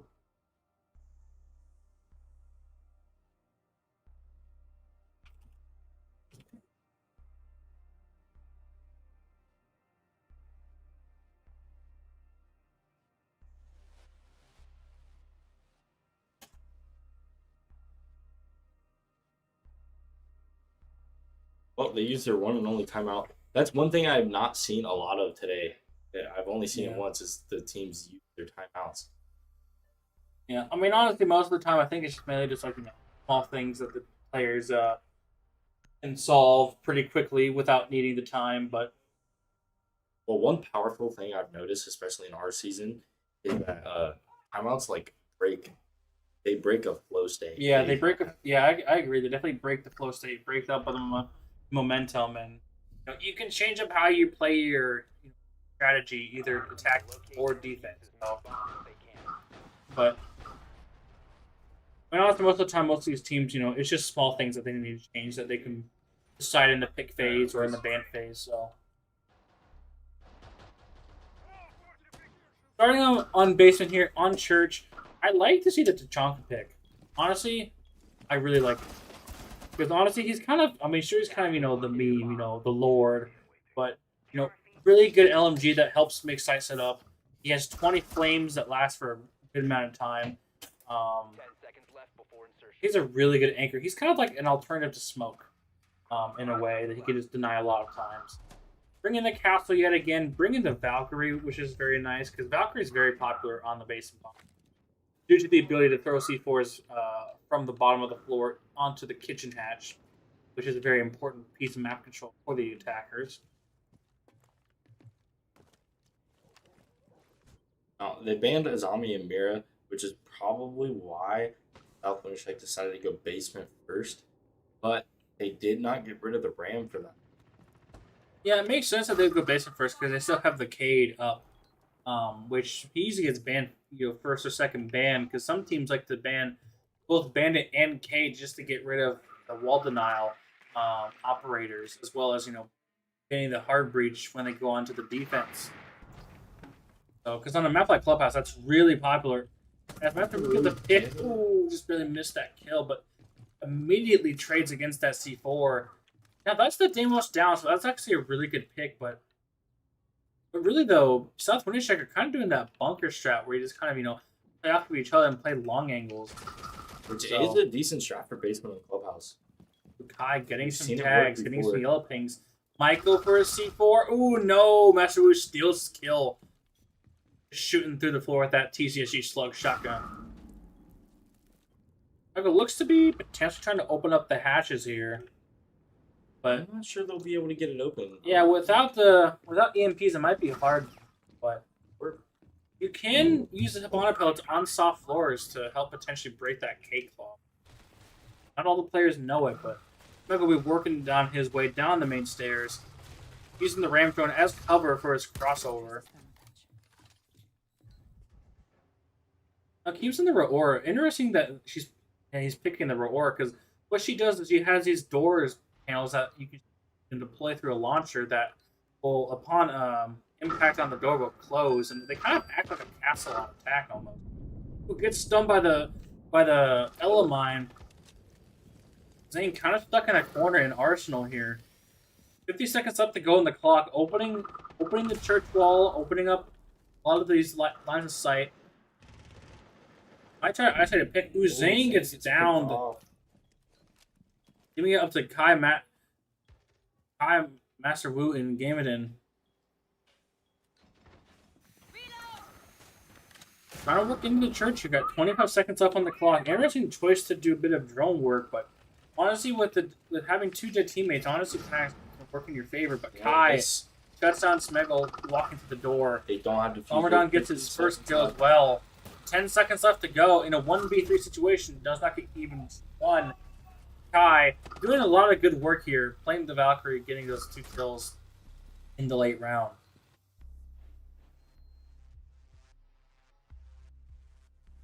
And honestly, Osage's attack was really good, you know, trying to open up lines of sight, trying to readjust for not being able to open up the hatches, but I think the one thing that they struggle is just not using their utility to clear out those castle barricades, flashing out those positions that are really hard to take. Especially those 3 boxes in Arsenal that attackers can just crouch and hide behind, but I'm sure once they attack the bomb site again, they'll understand that we just need to make those small changes.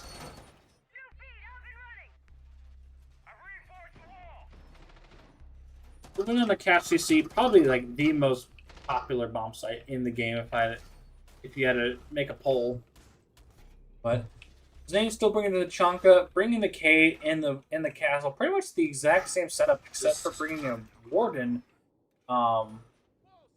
This bomb site, which honestly interesting to see the Warden, because most of the time we only see him on like bomb sites that have a lot of utility dump that you have to use to open up the bomb, get into the bomb site, like bank or consulate, but.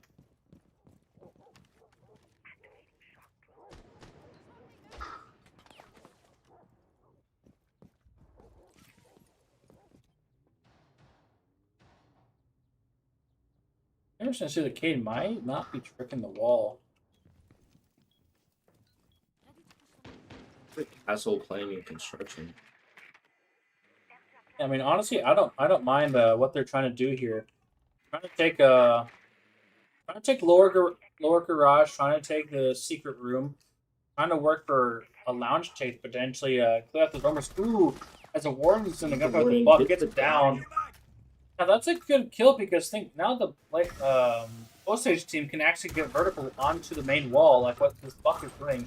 Find that cave claw so the thermite can open up the wall.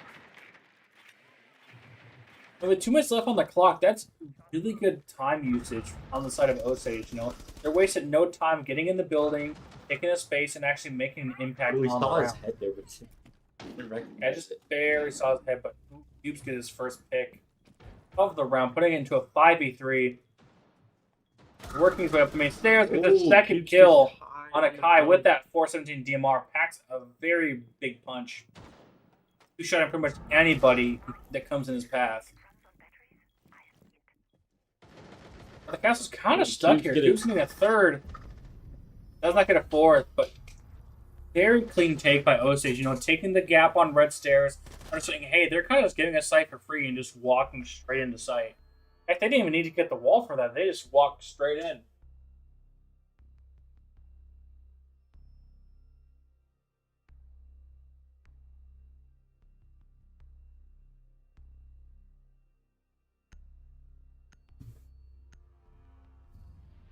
Now, moving on to round 3. Southwest District opting to actually cycle through the bomb sites. You know, they started on basement, won it, went through CC, lost, and now they're going to gym, which honestly, gym is kind of interesting that you kind of have to play the entire top floor. Like, you have to play in CC and cash and construction to kind of, you know, deny a lot of the attackers getting a lot of space on them. It doesn't look like they're gonna do that here, though. The reinforced construction single wall, both of them, the one looking into cash. It's pretty important to keep that open, actually, because you get eyes into cash from the bomb site to deny walk-ins. Yeah. Yeah, but honestly, though, most teams might not even go for that side of the map. They just, might try to go more direct. Gonna open up that jacuzzi wall.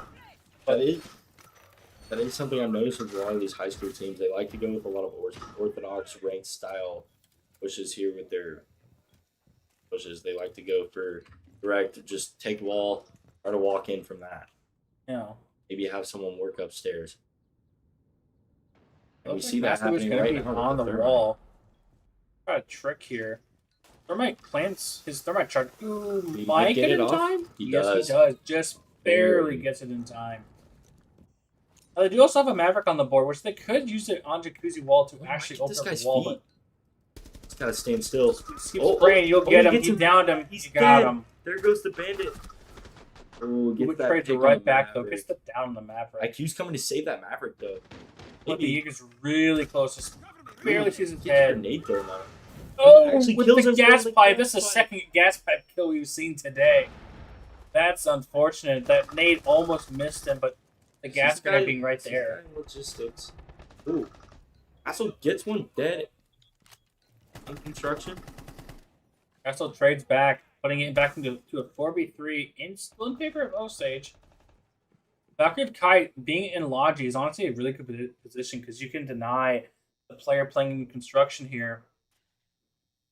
Looks like Osage might be just kind of taking their time a little bit, getting some drone work done, making sure like what space they can take pretty easily.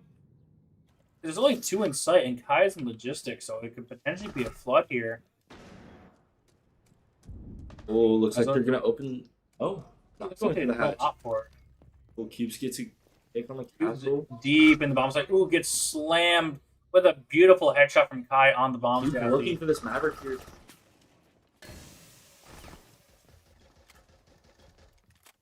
Name's in a gunfight with the thermite. Kai getting a second. Oh, the diffuser. Name down. I mean, on the Maverick, versus one. needs to get 2 kills here. HP. No flashes, has 50 a seconds drone. left. Only 45 seconds left on the clock. He has a Needs little to bit of reload his time, gun. but 12 bullets.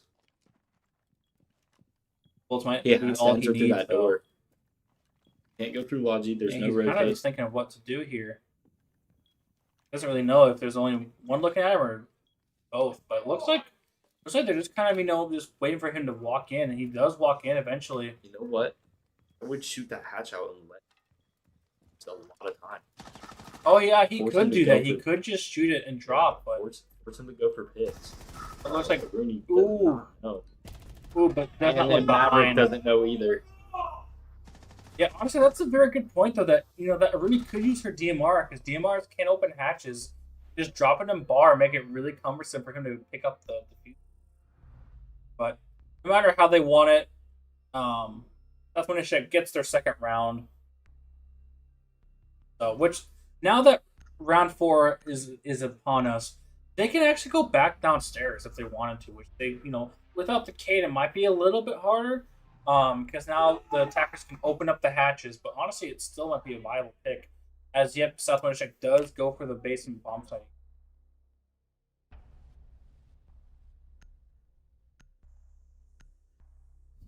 Winishek pulling ahead here. They may be getting into Osage's heads with that last map. I would have gotten tilted from that last match. If I was sometimes Osage. teams can really struggle at keeping that steam alive. Keeping that fire alive, especially after such a tight loss. Because honestly, sometimes winning a tight game feels really good, but losing one honestly feels just as bad. Especially when you were really up that far. Yeah, for that especially when long. you're up that. Yeah, especially when you're up 6-1, you let the chances of victory slip away from you. It kind of puts you on edge a little bit, but I know that feeling all too well a little bit. But, sometimes miracles do happen. But honestly, the way South Winishek played last game was probably not under actually adapting. On to the action phase now. They're bringing the Ram on Osage side as well as a Ying. Honestly, that's a pretty decent combo as Ying can, make a lot of space. And the way Clubhouse spacing works is that, you just want to throw utility Might be seeing to make space for the bomb point. And Smegel gets an early pick on Master Rule on the Vigil.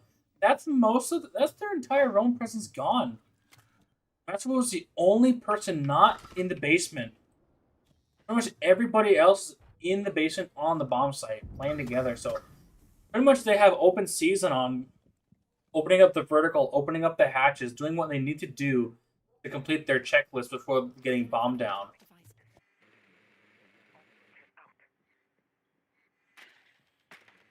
Muted.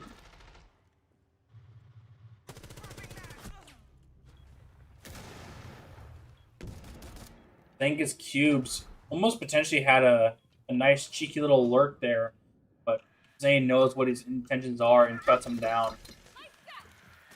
Interesting to see the Ying try to flash through bottom main stairs. You know, it doesn't do much for them because they're not playing. Yeah, that's kind of an issue I've seen with some teams watching some other games today, is that they don't play off utility as well as they could have.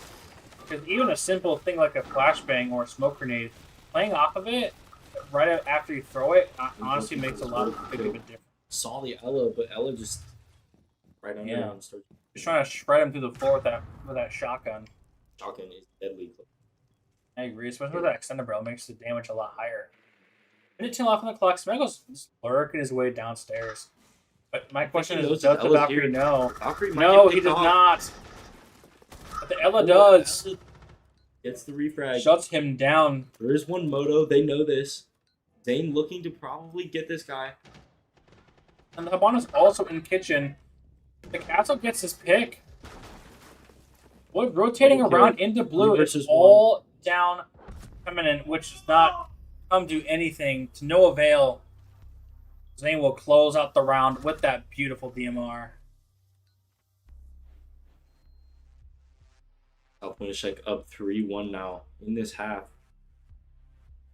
Yeah, it's honestly interesting to see the dynamic between seeing South Winishek in the first 4 rounds last map compared to this map, because last map they were down like 0-4 at this point. So it's interesting to see how well they've adapted to Osage's playstyle.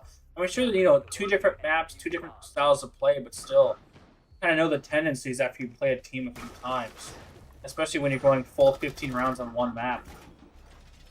But it's both mentally and physically exhausting, but mainly the mental.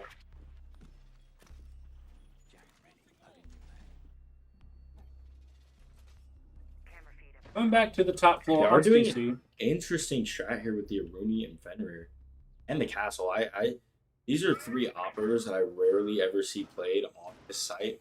I mean, I could understand Aruni subbing for an army on the Raptors. Yeah. But as for the castle, we do see the castle downstairs, but he's putting his castles upstairs. Yeah, I think he's really been putting them on the windows, which honestly isn't too bad, because then, they have to waste utility to actually, open up the wall, open up the windows, and open up the doors, instead of just kind of, shoot them down like a normal barricade. And this is different when I'm seeing with the Logi. They have the holes and the right rotate or reinforced. Yeah, I mean, honestly, with Logi, it kind of makes sense, though, because it makes the attackers a bit scared of dropping the Logi hatch, not knowing that they can drop it safely and not be seen. Doesn't even look like they're going for wall anymore. One of them are on the balcony. But they're going for like a full stock clear. Yeah, they're definitely trying to get the vertical here so they can open that wall. That's the roots. It's tucked in the garage. He does not see him. Now, my question is, having a 4-man stock clear is kind of a bit linear, because I think it's kind of a unorthodox style of an attack, because most of the time you're trying to open up the wall, which they do, but Mute Jammer gets most of the Habana pellets. IQ. And Master picks up the IQ, which honestly ain't too much of a detrimental pick compared to, say, like the Twitch or the Nomad. Ooh, but the Habana, though, that's a big pick. Well, I think she already used her Habana pellet. Yeah. Castle falls in Logi. Eyes is down. Master gets his his 3rd kill of the round. I think this Valkyrie up. Working on. I mean, he's deep inside. I think he might have been down from the buck below. But Feminine gets down from those vert holes like I was talking about, from the feet holes, and is all alone in a 1v3, technically a 1v4. They can get the revive, which they do. With a minute left on the clock, he's gonna take the long way around. But Lloyd is lying away with the shotgun. Ooh, not at that range. You won't get him, but Still knocks him down to 50 HP, though, so there's some value in getting that aggressive on him. That door's castle. Doesn't want to waste time with it. Looks for a lucky. The castle. That guy's going to be prone there, and he rotates off prone. I try to be a little wiggle worm for a little bit there, but that is C's timing. look at the C4 does not connect. Kind of a missed opportunity there because the Valkyrie could have just gone below. Just play for the C4 and let him kind of walk in into a trap. There's three people walking him. This is going to be like a death. This is going to be a death trap. This is going to be the shredder. For anyone is. Because look at that. All three of them walking together. This is a beautiful. Master Will, I'm wondering why he only has one bullet, but trying to go for one tap, I guess, but doesn't even get it. That was a great contact. Yeah, that was fantastic. You know, having three people all watching that same door makes it impossible to win. Puts Seth Winishek up 1-4, or no, 4-1. Excuse me.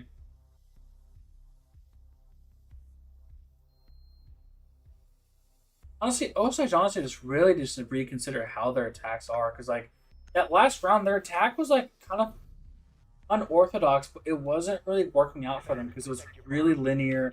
And South Winishek were just able to isolate picks without the attack, you know, having much presence on the map besides, you know, stock and lounge, which aren't exactly too important for the defense to pull with their lives. So.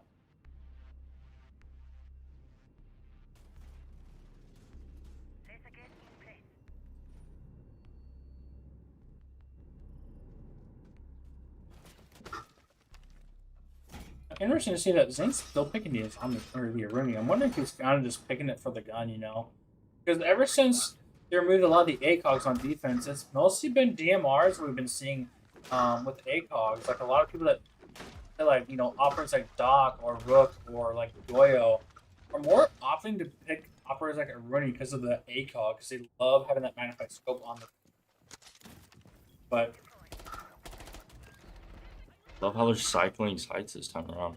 Yeah, they're actually like, yeah, I like that even if, you know, win or lose, they cycle through the sites. But I kind of wish they would spread out a little bit more.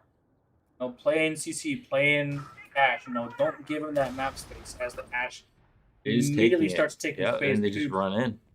Cube's just taking that space immediately.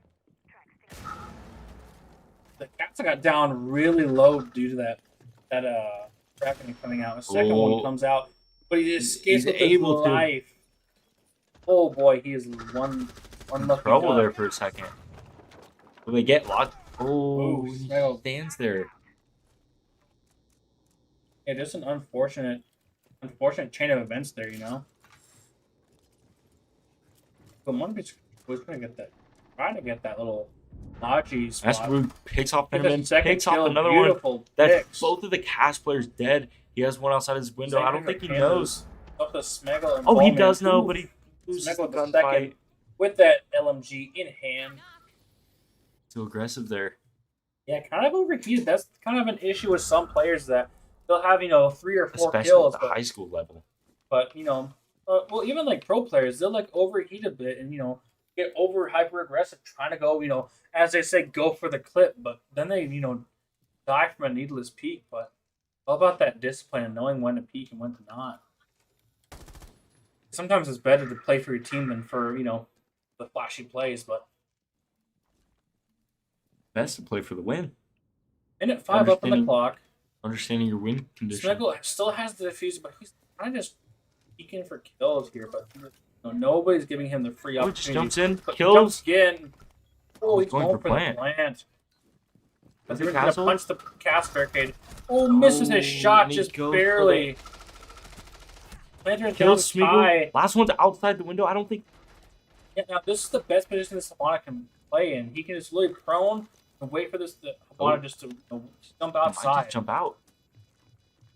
He catches him off guard. 25 seconds left. Plenty of time. Unfortunate for Havana that, you know, he could have just, you know, kept proning and hold that window jump out, but South Winishek goes up 5-1. And they are hyped up down there. We can hear them below, and they are hyping up their player.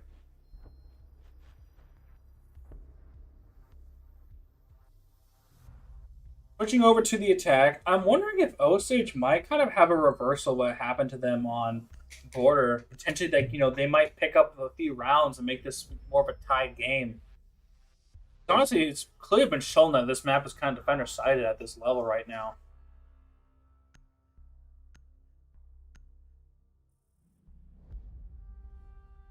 Now, taking out the Maverick, taking out the Monty, honestly, kind of standard bans for this map, because Maverick is really good at opening up a lot of the exterior walls. But that does leave Ace, Bonnet, and Thermite open, so there's 3 potential hard breachers you can bring on this current half. Cade Mira, pretty typical bans, honestly. Nothing too surprising about that. But... Need to locate and defuse as many bombs as they can. Now the Azami, I was surprised that got through the ban phase, because Azami on Rafters is a really, really powerful position you can get here. Because on Rafters, you can hold, you have the angles coming down from the Rafter walkways, and you can use the Azami barriers to block off those exposed pieces of railing, and it makes it really hard to contest that position. You have to bring your Capital bolts, which is what Capital has, is these bolts that shoot flames or smokes. Or you have to bring, frag grenades or smoke grenades or stuns or something like that. Figure that figure out.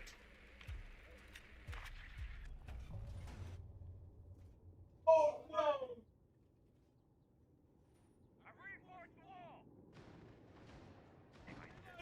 Into the action phase. Looks like we're having a bug with the Renegades, where apparently they're taking damage from it. Oh. Bit of an oddity to see, but it's like Sakonishek are wasting no time at opening up the walls. Gets one half. The Bandit does trick one half of the wall, but immediately kicked off. Panda's in a very tense gunfight down below. Rotate the secret. I went out with the second pick on the Tommy. That's crucial. If that's the only Raptor player pick on Raptors. Yep, and we have our Capital walking up. Oh, and he dies. They got the reflap. 2v3 now. Osage has to answer back red here. There's one on red. We'll hear him on the barbed wire though. Ooh, doesn't even see him peek. He was get the pick onto Lloyd. That was a very impressive, showing a trigger discipline of not peeking when he's not looking at him. 2v2 now. Oh, he's tight, out. Though. As we're taking Raptors, this is a really good attempt at opening up the gaps in the defense. Because think, Raptors is really important for taking this bomb site. His teammate, he jumps in red and gets caught off guard by the dock. Killing the Ash on the rotate. Only 25 left in the round. This has plenty of time to drone up and find out where these defenders are. Doesn't have any drones. And with Diffuser in the window, so those are going to be really hard. He's going to have to go for kills here. But with the Doc kind of just playing passive and the already playing passive, this is going to be really hard for him to win this one. On the headless, the Doc. Get some shots here with a minute left. The Cube starts walking up on him. And that puts South Winnishek 5. Osage 2-5. Could potentially be the beginning of a comeback for Osage. Because if we've seen anything on the other half of the board, is that I know this map is very defender-sided, which was honestly kind of a surprise to me. But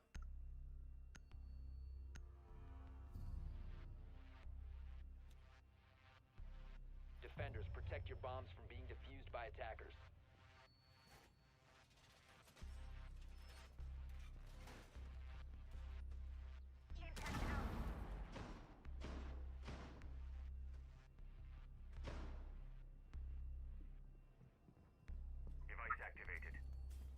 interesting that Osage is opting to still reinforce that construction.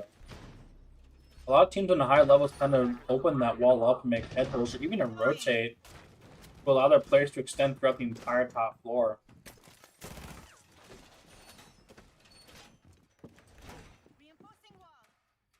Now, South Winnishek opts to go for the Ace and a Fuse. And a Ram? Yeah, a Ram is interesting, especially on the top floor side, but I guess, they just want, they don't want the upper C, they want some flashbangs, but, I don't know. I've seen sometimes, a lot of players that run RAM, but I mean, it is good though for sound cover because those RAM drones are very loud, especially when you put them somewhere close where the action is. I think they're gonna be looking for wall here. There's Bennett's. Oh, he's on the wall, kind of. Looking for it. Oh, he is gonna bandit trick. Gonna get one half Checks once one again. half. He might run away here and die. Ooh, he does escape with his knife. Barely. Ooh, mine looks like the wall might have Glitch. glitched stuff a little bit, but And this Manus does gets get his one first kill. on Zane. Master Wu dies as well. We see another comeback from the opposite team. I don't know. Osage doesn't get an answer back from South Winnipeg. They could potentially, win this out pretty easily. But, there's still 2 whole minutes left in the round, just under. So this, really could go anyone's way. South Winnipeg needs to start working their way into the building so they can start taking map space to get those angles open on the site and potentially look for a plant or kills. Looks like they might potentially take a gap into Logi. So going down with the defuse, though, is kind of a risky move to go, by himself, dropping the hatch. Especially in a 3v5. I would rather prefer they, play off each other, play for a refrag. But they do get one. Looking for this guy though, he saw in Logi. And he still has a drone there, which hasn't been checked by them. Oh, he's reinforcing it. He's so good at the drop. Wall? Ooh, he did reinforce the wall, I believe. Yeah. When he gets picked Great off power from play, but main. still gets picked off. 3v2 now. Lloyd with a really good backstab on the main stairs. The seconds they could work together here to.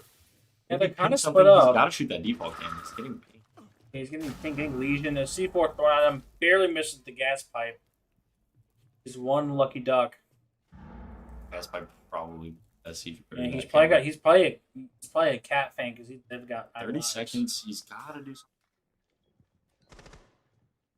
They got to work a pick, but I don't think Osage is going to keep giving him anything. They might. This zombie might give him his life.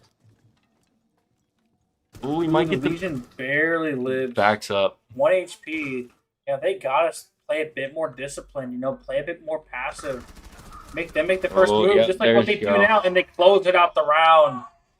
Osage gained back more ground on the defensive half. Maybe their attack was just a fluke. Maybe they weren't, showing their best potential, but there were glimpses of brilliance in their attacks. But honestly, it's really showing how well their defense is. Playing off cross angles, playing off contact swings, playing the time and not the kills. Not giving South Winnipeg an inch close to the bomb site. Attackers need to locate and defuse. Especially for how explosive that last round began with 2 picks right away.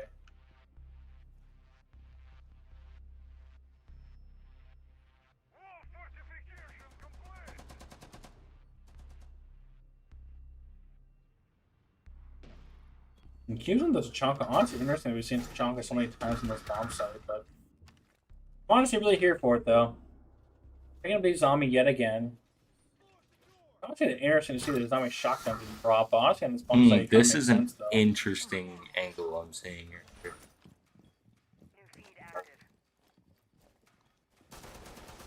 I'm surprised Cube still doesn't pick the Rooney because he's been really cooking with that thing. But I guess potentially with that, possible bug where they're getting damage, it might not be worth. But South Winnipeg picking up that bomb, picking up a fuse. Honestly, fuse seemed pretty bad on this bomb site because you get a lot of vertical presence on those cluster charges. Opening up a lot of gaps with throwing utility with those cluster charges, or so that I like to call them the explosive hockey puck.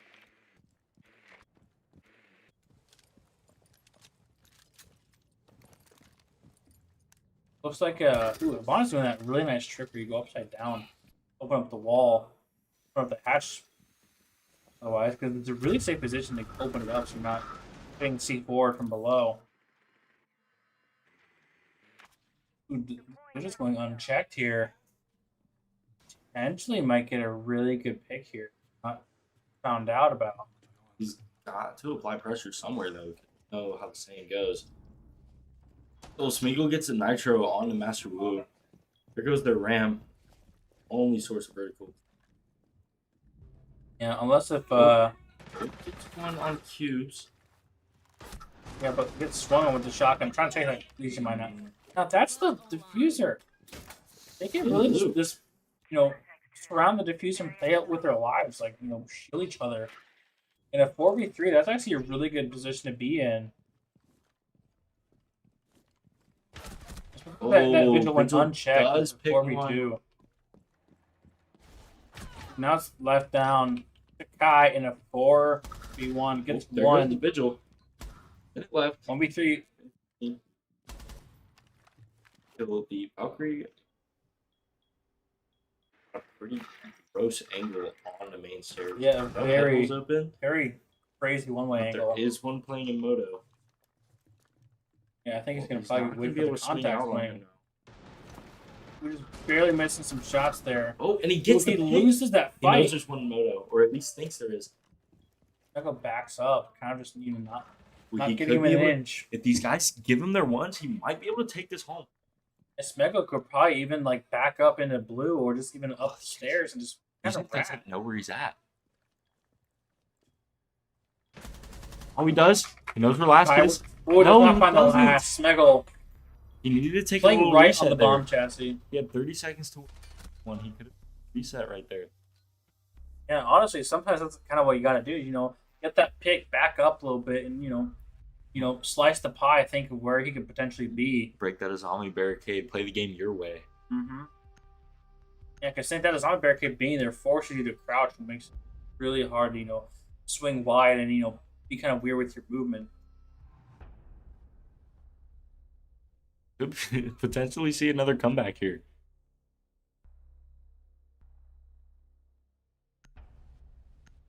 Looks like Zan picking out the Blackbeard. It's been a little while since seen some shield being played, but especially Blackbeard. But I like a Blackbeard play. yeah, I mean, honestly, this whole lineup, Thatcher, bringing the Thermite, bringing Capital for execute. Definitely really gonna good take lineup. that. Definitely gonna look to take that as on and off that Capital and Blackbeard for sure.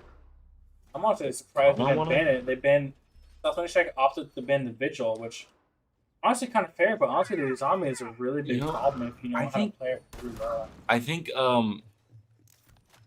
I think Blackbeard and Ash should look to clear this castle out from below and lounge first, and then work up Raptors Capital.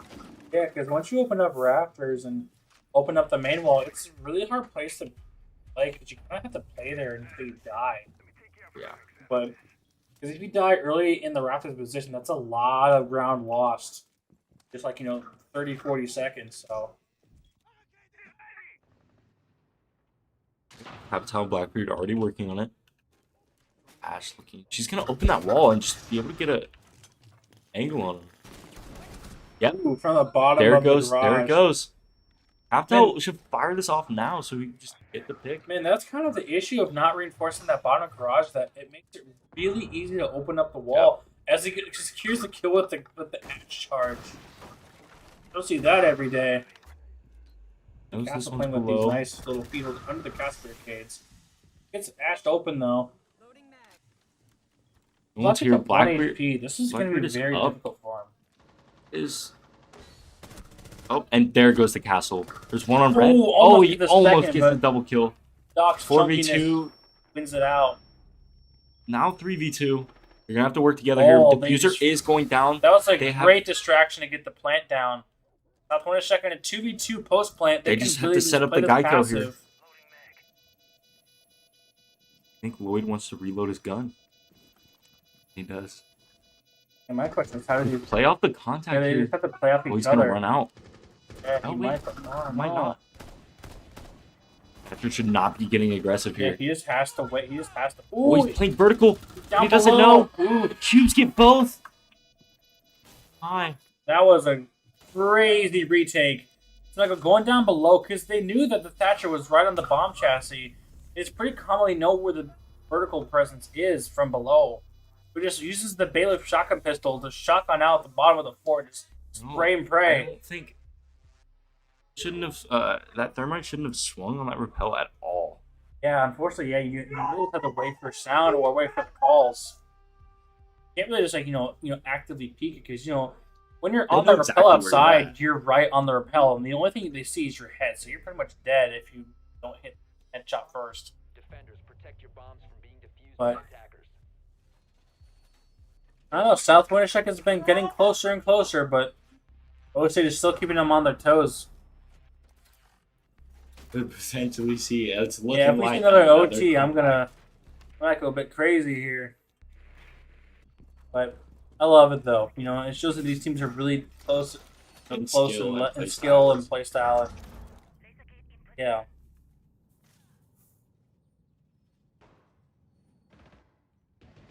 Gotta be able to work something here on this attack round. It looks Honestly, I would work for a CC over open up that con wall. It looks like the Renegades are having a weird issue where she places them down, but then she gets shocked by them, even just standing next to it for some reason. What happened? Yeah, apparently so. It's been happening a little bit. Interesting that he keeps playing it though, but I guess gonna funnel through the pain, I guess. Totally get that open. Yep, sounds like that's what they're doing. Turning red. We're playing in cash, it looks like. Oh, Thermite's getting the single con wall, which is great. And they got Logi Hatch. After Root gets Panda. Opens up that wall so it's a rotation. Thatcher's gonna get the main wall. Oh. It looks like they're trying to potentially rotate over.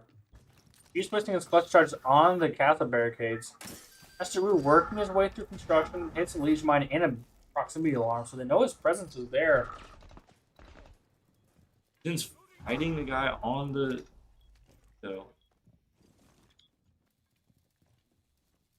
Gotta work something here. It looks like they're about to go for the wall here. And it probably might get this off. Oh no, he kills him with a thermite charge. First it was an ash charge, then the thermite charge. 5v3, minute 40 left.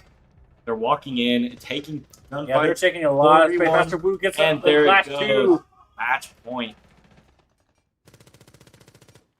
And we could hear them. We could hear them, really hyped up, saying one more, let's go. They're really hyped up.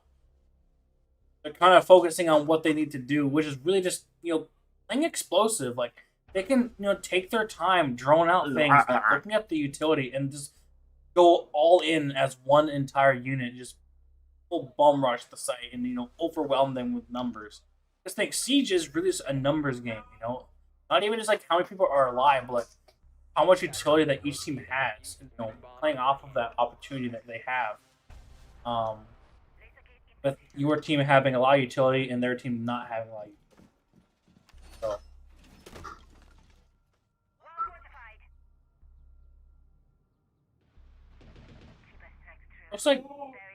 Looks like Osage is probably going to be going for that, bunker style setup, having potentially one roamer up above. They do have the Valkyrie here. Yeah, that's not works way upstairs, kind of. He could be playing in his own world. Looks like in the cash room, He might want to get some nice old gold or some money, but. Yeah, I mean, interesting for an Oryx though, but Oryx, just the Kool-Aid man. He just bashes through walls. Literally, he literally dashes and he can dash through walls, but. He can also use his ability to jump up hatches, which actually, is a really cool mechanic in this game. Honestly, I thought, when he came out, he was going to be really interesting for, like, maps like Clubhouse that has a lot of hatches. But looks like they're droning out the second floor, so they might actually be clearing him out. He does slow his way down to the first floor. It might be giving up space really fast here. Wait, on the first floor now. But I guess if he's given that phantom pressure of being upstairs, it just wastes he is on main. South Winnipeg's time. They know where he's at now. There's one in bar, two in bar. They just pressured him back to site. Looks like vertical is free. 2 minutes left. This is very good. Entering in the building quick. Looking to take vertical as fast as they possibly can. Got 2 in blue right now. The Might- oil pit might go sees for the flank. drones. Yeah. So, establishing vert by a minute 40. This is looking very good for South Winchek. Hatch is soft. Photo hatch is soft. Kind of a blunder, I guess. They could have I one guess person. they forgot to because the orcs are trying to hide up upstairs. One person. They can just have the buck a little bit. And then, Yeah. Minute Wow. 15 left on the clock. Barlaw Utility still left on the board for South Winchek. Almost gets his pick. Almost gets his second pick of the round, but missing by a couple of feet. Minute Inches. left. They have no C4s to deny plant here. Yeah, the only But- deny would really just be the Legion mines and maybe the impacts, and throw them at the diffuser. South Winchek is stalling though. Very much so. I mean, they're using utility to They clean up. are trying to go for positions. blue, and they're a little bit split up though. That's the issue here. Oh, Kai gets a pick on pandas. There goes the orcs. 40 seconds left. See 5v3. the second one in. They've got to in make blue. a move here. Ooh, Oh. the IQ just barely. Oh, he does there get he him. goes. Gets And immediately last cleared out. year in 30 church, seconds left. They're both in church. up together. They're gonna have Planting to swing Arsenal. They're together. going to try to swing Bomb is together. going down 1v4. 4 versus 1. Cubes all alone. 13 He's 8 in on the trouble stat here. line. Doesn't even get There it one. goes. South Winchek will win map number 2 in a solid 7-5 victory. And they move on to the state championship grand final.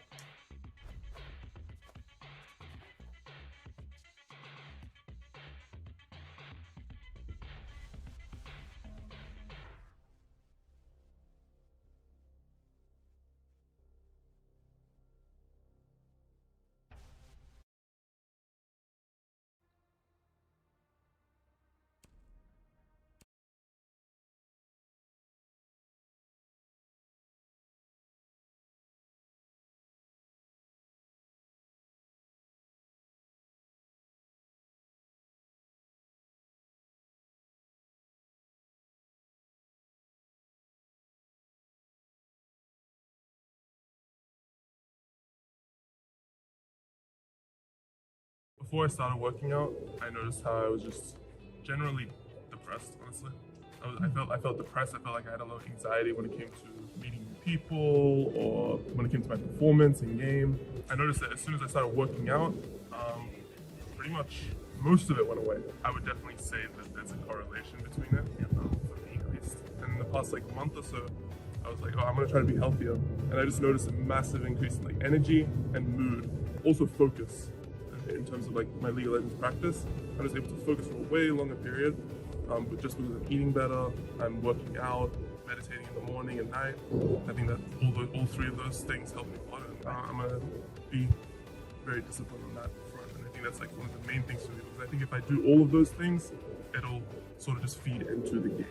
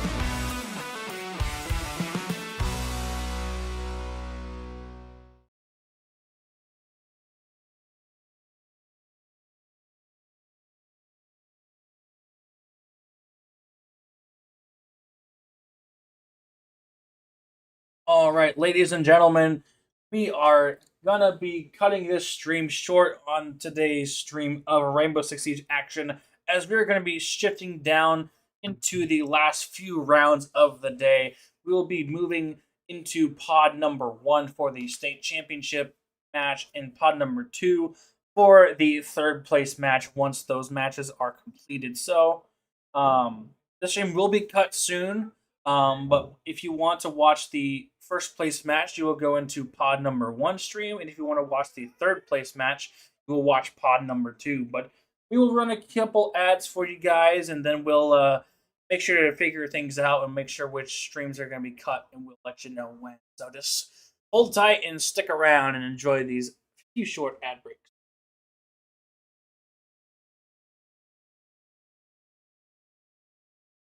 Before I started working out, I noticed how I was just generally using this program. I had one top 500 player, 2 Grandmaster players, and 2 Masters players, one of them just getting out of Diamonds. So that was my rank. In addition, the average GPA of my students at the time was about a 3. So they had about a 3. I think it was actually 297, if I remember correctly. By the end of the semester, all of them were going to the gym 3 days a week. All of them were going to bed before midnight and waking up before 9 a.m. All of them, that semester, our GPA average across the team was a 3.3. And in addition to that, most of them reported better play, and it showed that in both their ranks and in the team, as we made the playoffs, which is top 32 for Overwatch that year, and finished like 27th, I believe, in that semester as like a high Masters team. That's really, really good.